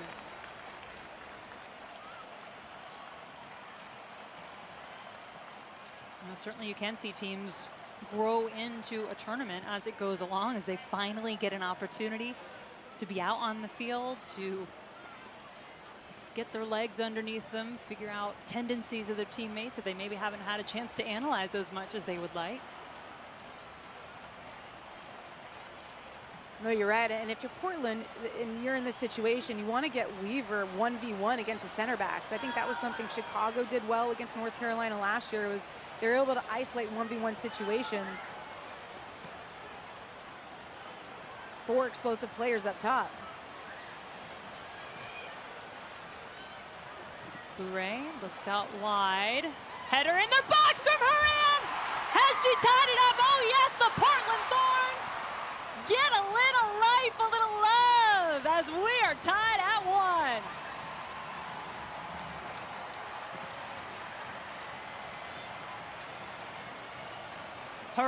might have gotten the ball there to begin with, but Simone Charlie off the bench into the back of the net to finish the play. And Portland wanted to be able to sustain attacks. Well, this one they switched to that far flank, and that's where the service comes in.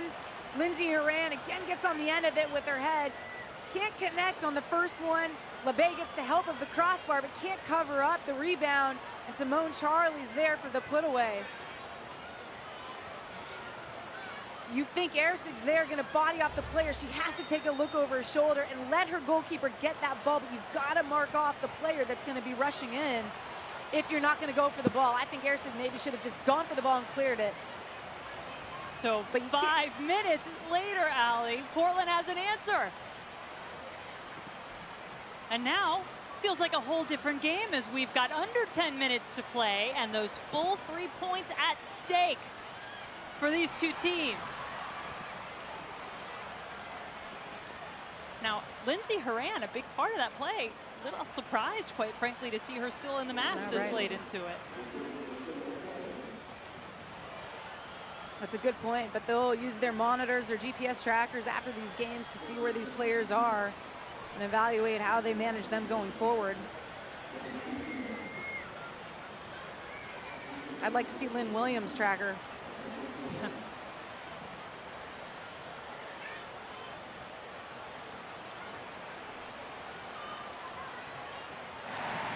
North Carolina pushing forward.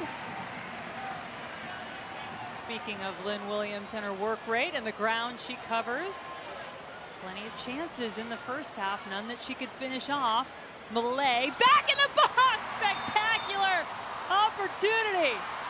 But offside will take it away. Still, I don't mind seeing that from Davinia. That's the sass we're talking about, but again, it's Millay playing provider. Davinia sneaks in behind early. Portland does a nice job holding the line, in fact.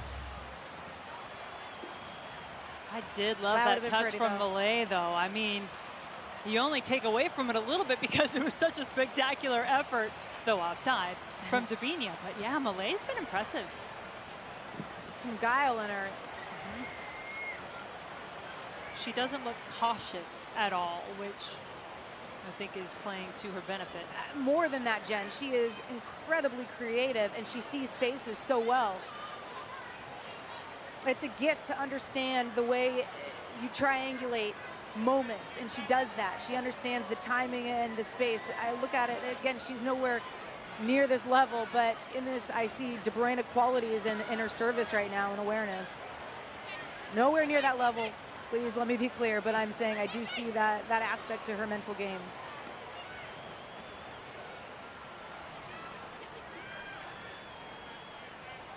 Christine Sinclair still going strong for the Portland Thorns, up to Herriman.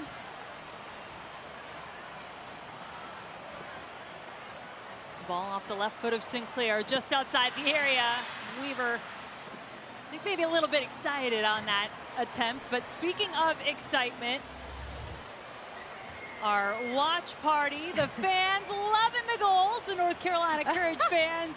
You see there their secret virtual watch party. And then the Portland Thorns. They've had, well, they even have the flags waving, the towels, got everything going. And we've got a game, 1-1, everybody. And the opening match in the first professional team sports game back in the United States. Don't go anywhere. Madison Pogarsh. Another change on the field for Portland. Just got a glimpse of her with the throw-in. Number 15, Pogarsh.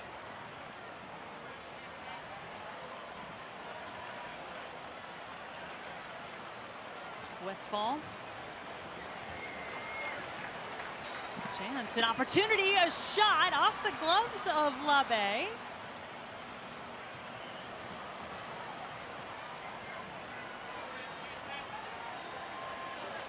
Thorns will get a corner kick out of it.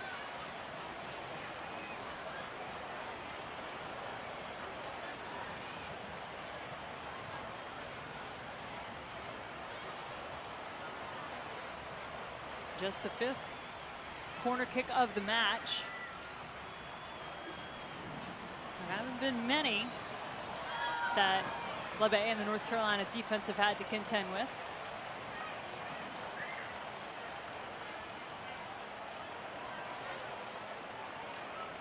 And it'll be Pogarsh.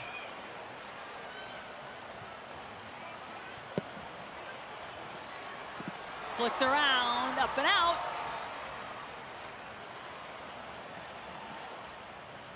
Rodriguez, who certainly knows how to score goals when given the opportunity. She's done it internationally, made history by scoring the first ever Women's World Cup goal for her country, Costa Rica, 2015. And is their all-time leading goal scorer internationally.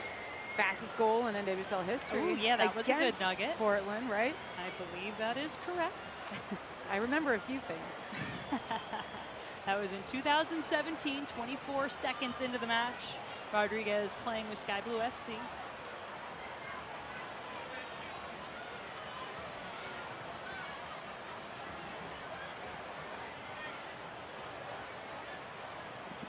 Westphal into the box, touchdown. Not too dangerous.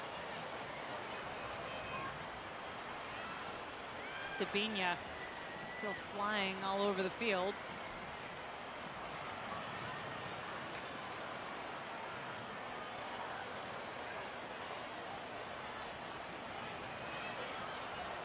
Dabinia, the championship of the NWSL in 2019. She was named MVP. And she has moments like this in games where for 15 minutes or so, she just comes to life and takes over.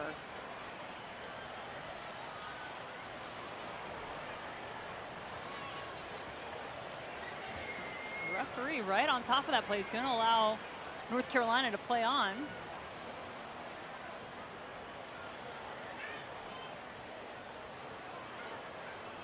Birds don't make much of it.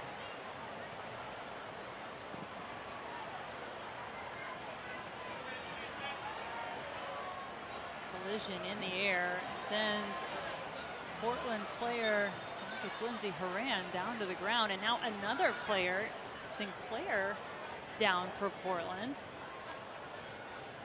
Talk about two extremely important players for the Thorns, both of them on the ground. Sinclair looks set to get back to her feet. It's taken Lindsey Herriman a little longer, though.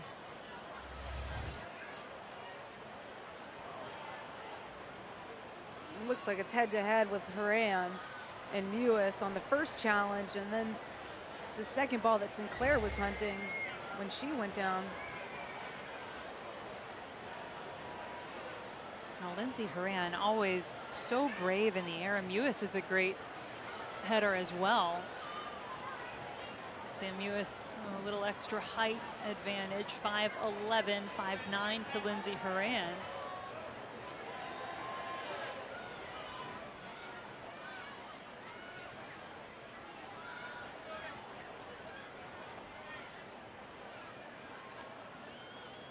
Allie, you and I were talking beforehand that it's interesting seeing those two players in particular face off in this match, when that was really one of the things I think people were looking at during the World Cup last summer. Was it going to be Mewis or Herriman starting for the U.S.? Or was it going to be Ertz moving into the back line, and then you can have both of them? Both played incredibly well in the World Cup and have different qualities. I mean, you see it here. I don't think you've seen it on display today with Mewis, but her ability just to drive with the ball at her feet and break that midfield line on the run. Some of the really forward actions that she has in her arsenal are important for the U.S. with Herriman. It's range, it's distribution, it's quality in the box around that 18. And the sass that she has. I mean, she's one of those players who can dictate tempo. So they are different profiles, even though they do play similar positions. And you just hope for the U.S. that there's room for both of them. Well, right now, I think that look, that shake of the head said it all for Lindsey Herriman. Is obviously Portland trying to make sure that she is able to come back. Don't take chances in this environment, ever, actually. And remember, that is going to add pretty significant amount of stoppage time to this match.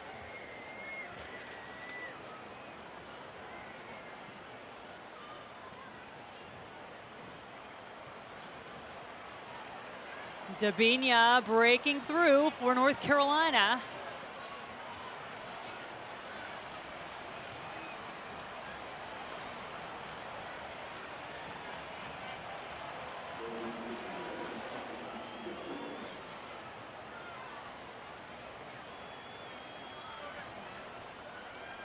And just when I thought Lindsey Herriman, that head shake meant to trip off the field, She said, no, I'm staying.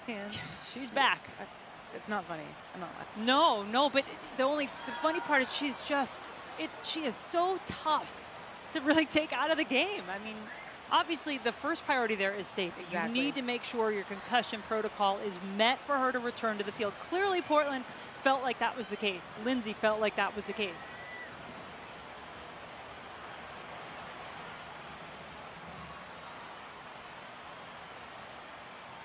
Charlie certainly will remember her first ever goal scored in NWSL play. Now, tournament statistics will not count in career NWSL stats. Lynn Williams has a lot of those goals. Can she add one in this tournament? Lynn Williams, the second all-time leading goal scorer in the history of this league, behind only Sam Kerr. Williams has 50 goals and has had some chances to tally some tournament goals in this one. My guess would be she leads in shots taken as well. She creates so many chances for herself. If that finishing touch could become more consistent, there's no way you couldn't put her on the national team.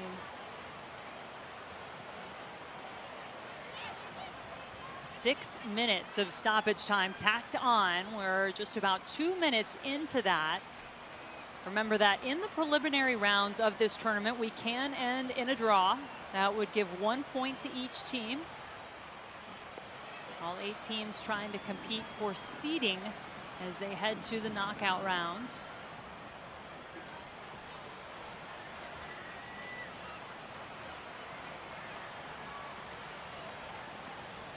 Wow. Steph LeBay bailed out Lewis. She did, and takes some confidence as a keeper to make that touch with your feet with the opponent closing in. It is wonderful to see LeBay back out on the field and in the NWSL, as we mentioned, starting goalkeeper for Canada at the last Women's World Cup. That foul from Beret will give a free kick. Here's that move from LeBay.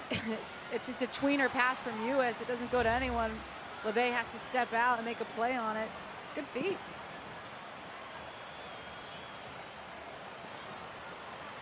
Not recommended, but good feet.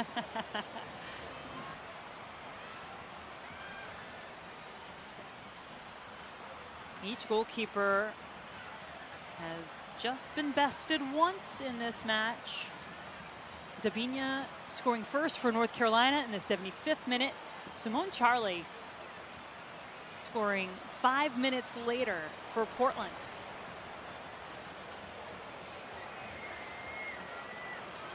Mewis, a touch to get free into attacking territory, across, and a goal! North Carolina and Lynn Williams finally come through, giving the Courage the advantage late.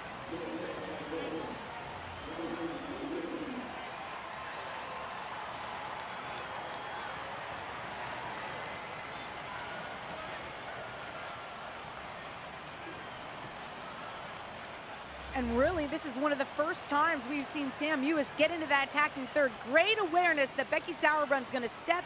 She takes that long touch around her, and now she has plenty of time to get her head up and find the exact target in the box. It's Lynn Williams. She had 3 options: Dabinia at near, player at far, and then it's Lynn Williams who just slips in between them right at that 6-yard box. I believe it was Malay at the far post. Talk about a setup. I mean, that was one of those from the training ground, right? Where you're in the box, you're practicing headers, you got to put that one away. And Williams did.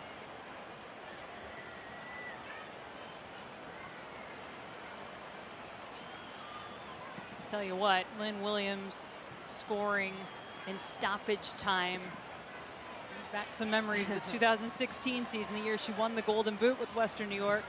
And they broke the hearts of Portland in the semifinals at Providence Park.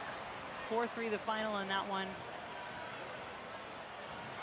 Williams had the game winner in the 104th minute. Those, of course, in playoffs do go to overtime.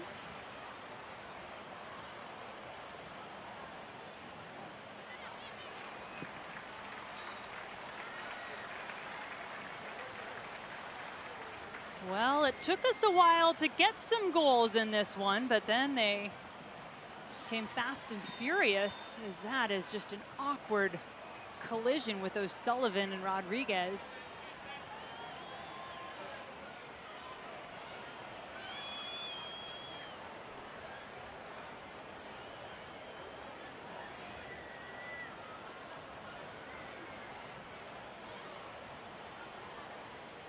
Those two players have fought hard in the midfield for their respective teams the entire game. It's actually kind of tough for Rodriguez in that instance. It's the follow through of O'Sullivan that put herself in a pretty awkward position, and she just chose to hold her ground.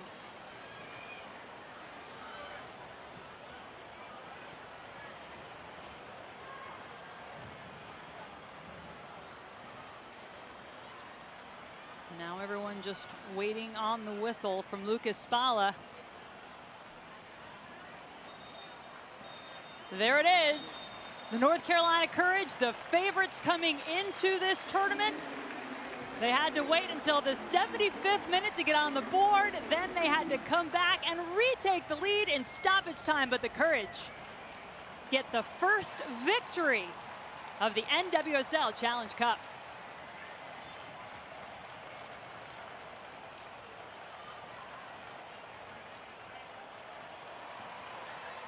Good to see Lynn Williams finally able to come through. Some big moments. Simone Charlie scoring her first goal in NWSL play. Haley Mace comes on, sets up Dabinia for that goal, and then Lynn Williams, who, when you think about confidence, has got to feel so good that her last attempt was the one that counted. It was finally the finishing touch. I mean, that first half was all her. And then the second half, I think they didn't attack down that left side much.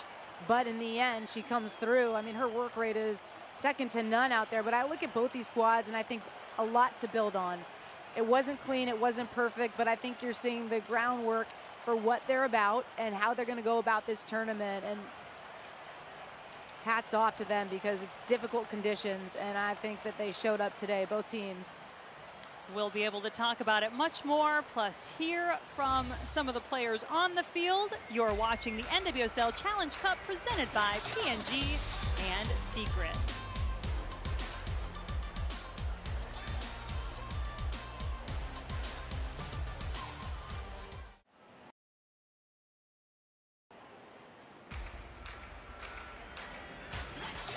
Beautiful scenery of Herriman, Utah, the backdrop for the NWSL Challenge Cup. The final from the opening match of the tournament sees the two-time NWSL defending champion North Carolina Courage take down the Portland Thorns in stoppage time, which brings us to today's secret no sweat play of the game. Well, I think there was a lot of sweat, to be fair, in this one. Great touch by Mewis around the edge. Now she has all the time to pick up her head and find her teammate Lynn Williams, provided her gift on a platter. This one lands right at the center of the six. Then Lynn Williams with a beautiful finish. No secret she's fast. No secret she's good. Oh, I see what you did there. You do? Our secret play of the game comes from Lynn Williams. She's with Marissa. Lynn, the game-winning goal in stoppage time to open up this tournament. When Mewis got the ball out wide, when did you know to make your run? You know, me and Sam have been working for years to try to get on the same page, and you know, I think that, you know, in that moment it's like the clock is counting down, and we're roommates, so I like to think that we have a mental connection. So I just saw an opening, and right when she looked up, I was like, she's gonna cross it in. So luckily nobody marked me, and luckily it went in the goal. Your team had to come back from allowing the equalizer. What allowed this team to get back on the winning end? Yeah, I think that's what's amazing about this team is that when we're down, we're always going to keep fighting back. You know, we haven't played together in 8 months, and there's altitude, and there's a bit of nerves and stuff, but that's the one thing that this team prides itself on is no matter what the situation, we're going to keep fighting until the last minute. With this being the first match in so long, as you said, how would you evaluate your team's full 90 performance? You know, I think we do have things to work on. You know, I got to work on my finishing. There's some rust in there, but overall I think I couldn't ask for anything better. You know, we come out with a win, and if you can learn while winning, then I think that's an amazing thing. I think your finishing looked pretty good at that last goal. Thanks for your time, Lynn. Thank you. Lynn Williams and the players probably got creative while they were at home with some hair coloring, but coloring the scoreboard in the end. Our goal scoring did not start in this one until the final 15 minutes when that connection right there. Haley Mace to Dabini got it going. Yeah, the substitute Mace lit it up. It's a great driven ball into that near post, and the run from Dabini. Look at how many players in the box from Portland, and no one picks her up. That's a sign of fatigue. That's a sign of early season games. And here comes Portland down the other end. It's a lofted ball. And Lindsay Herriman, she was getting herself in attacking positions more and more throughout the second half. And she gets on the end of this lofted ball. Pings its way off the crossbar. And then Simone Charlie there to put the finishing touch on. LeBay could not cover that up. And Ersa couldn't clear it either. That tied us 1-1 in the 80th minute. We make our way all the way into stoppage time, Allie, when the play you just heard Lynn Williams describe to Marissa came to fruition. Yeah, I guess it was the roommate connection. I forgot that they had been rooming together, and this was a thing of beauty. It was almost like the ball from Haley Mace. This one lofted a bit more and pulled out to the 6, but well timed. And again, multiple runners from North Carolina, one player wide open. Sam Ewis picks her out. It's Lynn Williams, and that's an easy finish in the end. And maybe there's something to that. For a long time, players could only train with their roommates toward the beginning of quarantine. So who knows? That connection paying off in the end for North Carolina. The Courage out shooting the Thorns, although Portland did make up some of that deficit in the second half. There was also a heavy advantage in corner kicks to North Carolina in this match. But both teams, I think, as they've talked about, as you talked about, Allie, showing some good things and some areas they will try to build as this tournament continues. Finishing jumping right off the page there. And Lynn Williams, the first one to say it. Usually the last thing to come. It did come late in this one, but it did come. 3 goals were scored. North Carolina had 2 of them. Back with more after the break.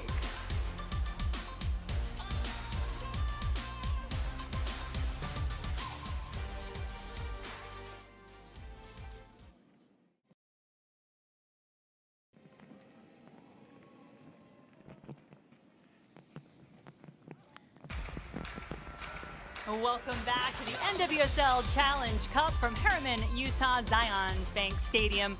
Our opening match saw the North Carolina Courage emerge victorious 2-1 over the Portland Thorns. More action coming your way later tonight. Join us on CBS All Access as this first Saturday of the NWSL season continues. More live action with the Chicago Red Stars taking on the Washington Spirit. That's tonight, 10 p.m. Eastern Time on CBS All Access. We talked about the roommate connection with Sam Ewis and Lynn Williams and the game-winning goal for the Courage. Marissa is now with Sam. Sam Ewis, the game-winning assist late in the game. What did you see in the timing of that play to catch Lynn running into the box?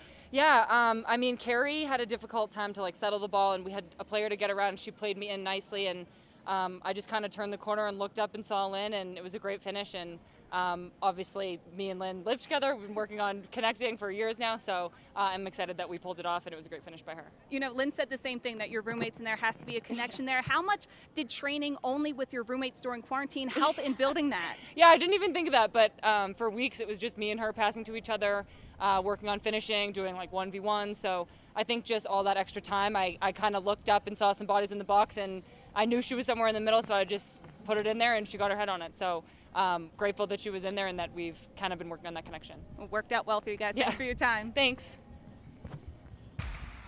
Nothing like a little late game drama to get you going here in the NWSL Challenge Cup. 2-1, the final in this first match.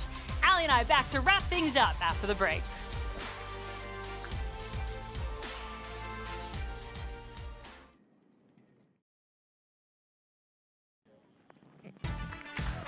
Coming up next, we move to the TPC River Highlands for PGA Tour action with many of the world's top players competing at the Travelers Championship here on CBS.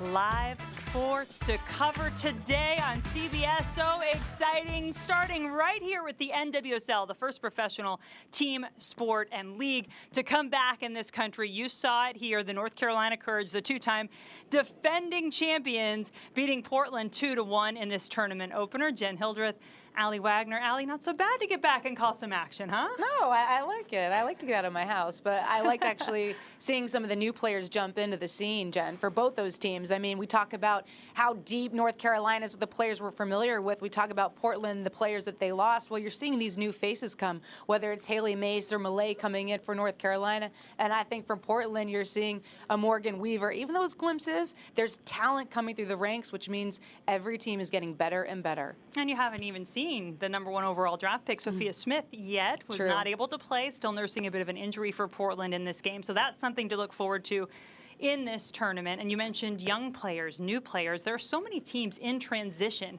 And I think as we start to look ahead at other games coming up and the other teams you may want to watch, that's going to be a big theme. Yeah, it is. I mean, Chicago's a big one. Without a Sam Kerr, you can't replace her. So I think they're going to take a big hit. I look at Washington Spirit and say they're an up-and-coming team. When they've got a Yokoyama coming into the fold, she's a player that can free up Ashley Hatch up top. And I think with Rose Lavelle in their midfield, DiBiase, another young name, Andy Sullivan, another U.S. international, that is a strong midfield core, and it's a group of players that are young and up and coming. And I think with Richie Burke at the helm, they're trying new things. They stuck to their style of play last year and building out of the back. They were punished for it. We'll see if they continue to stick with it and whether they can skate by some teams and really have that confidence to build out. Oh, Rose Lavelle, one of those names that's going to sell tickets anyway. She was such a joy to watch in the World Cup for the United States women's national team.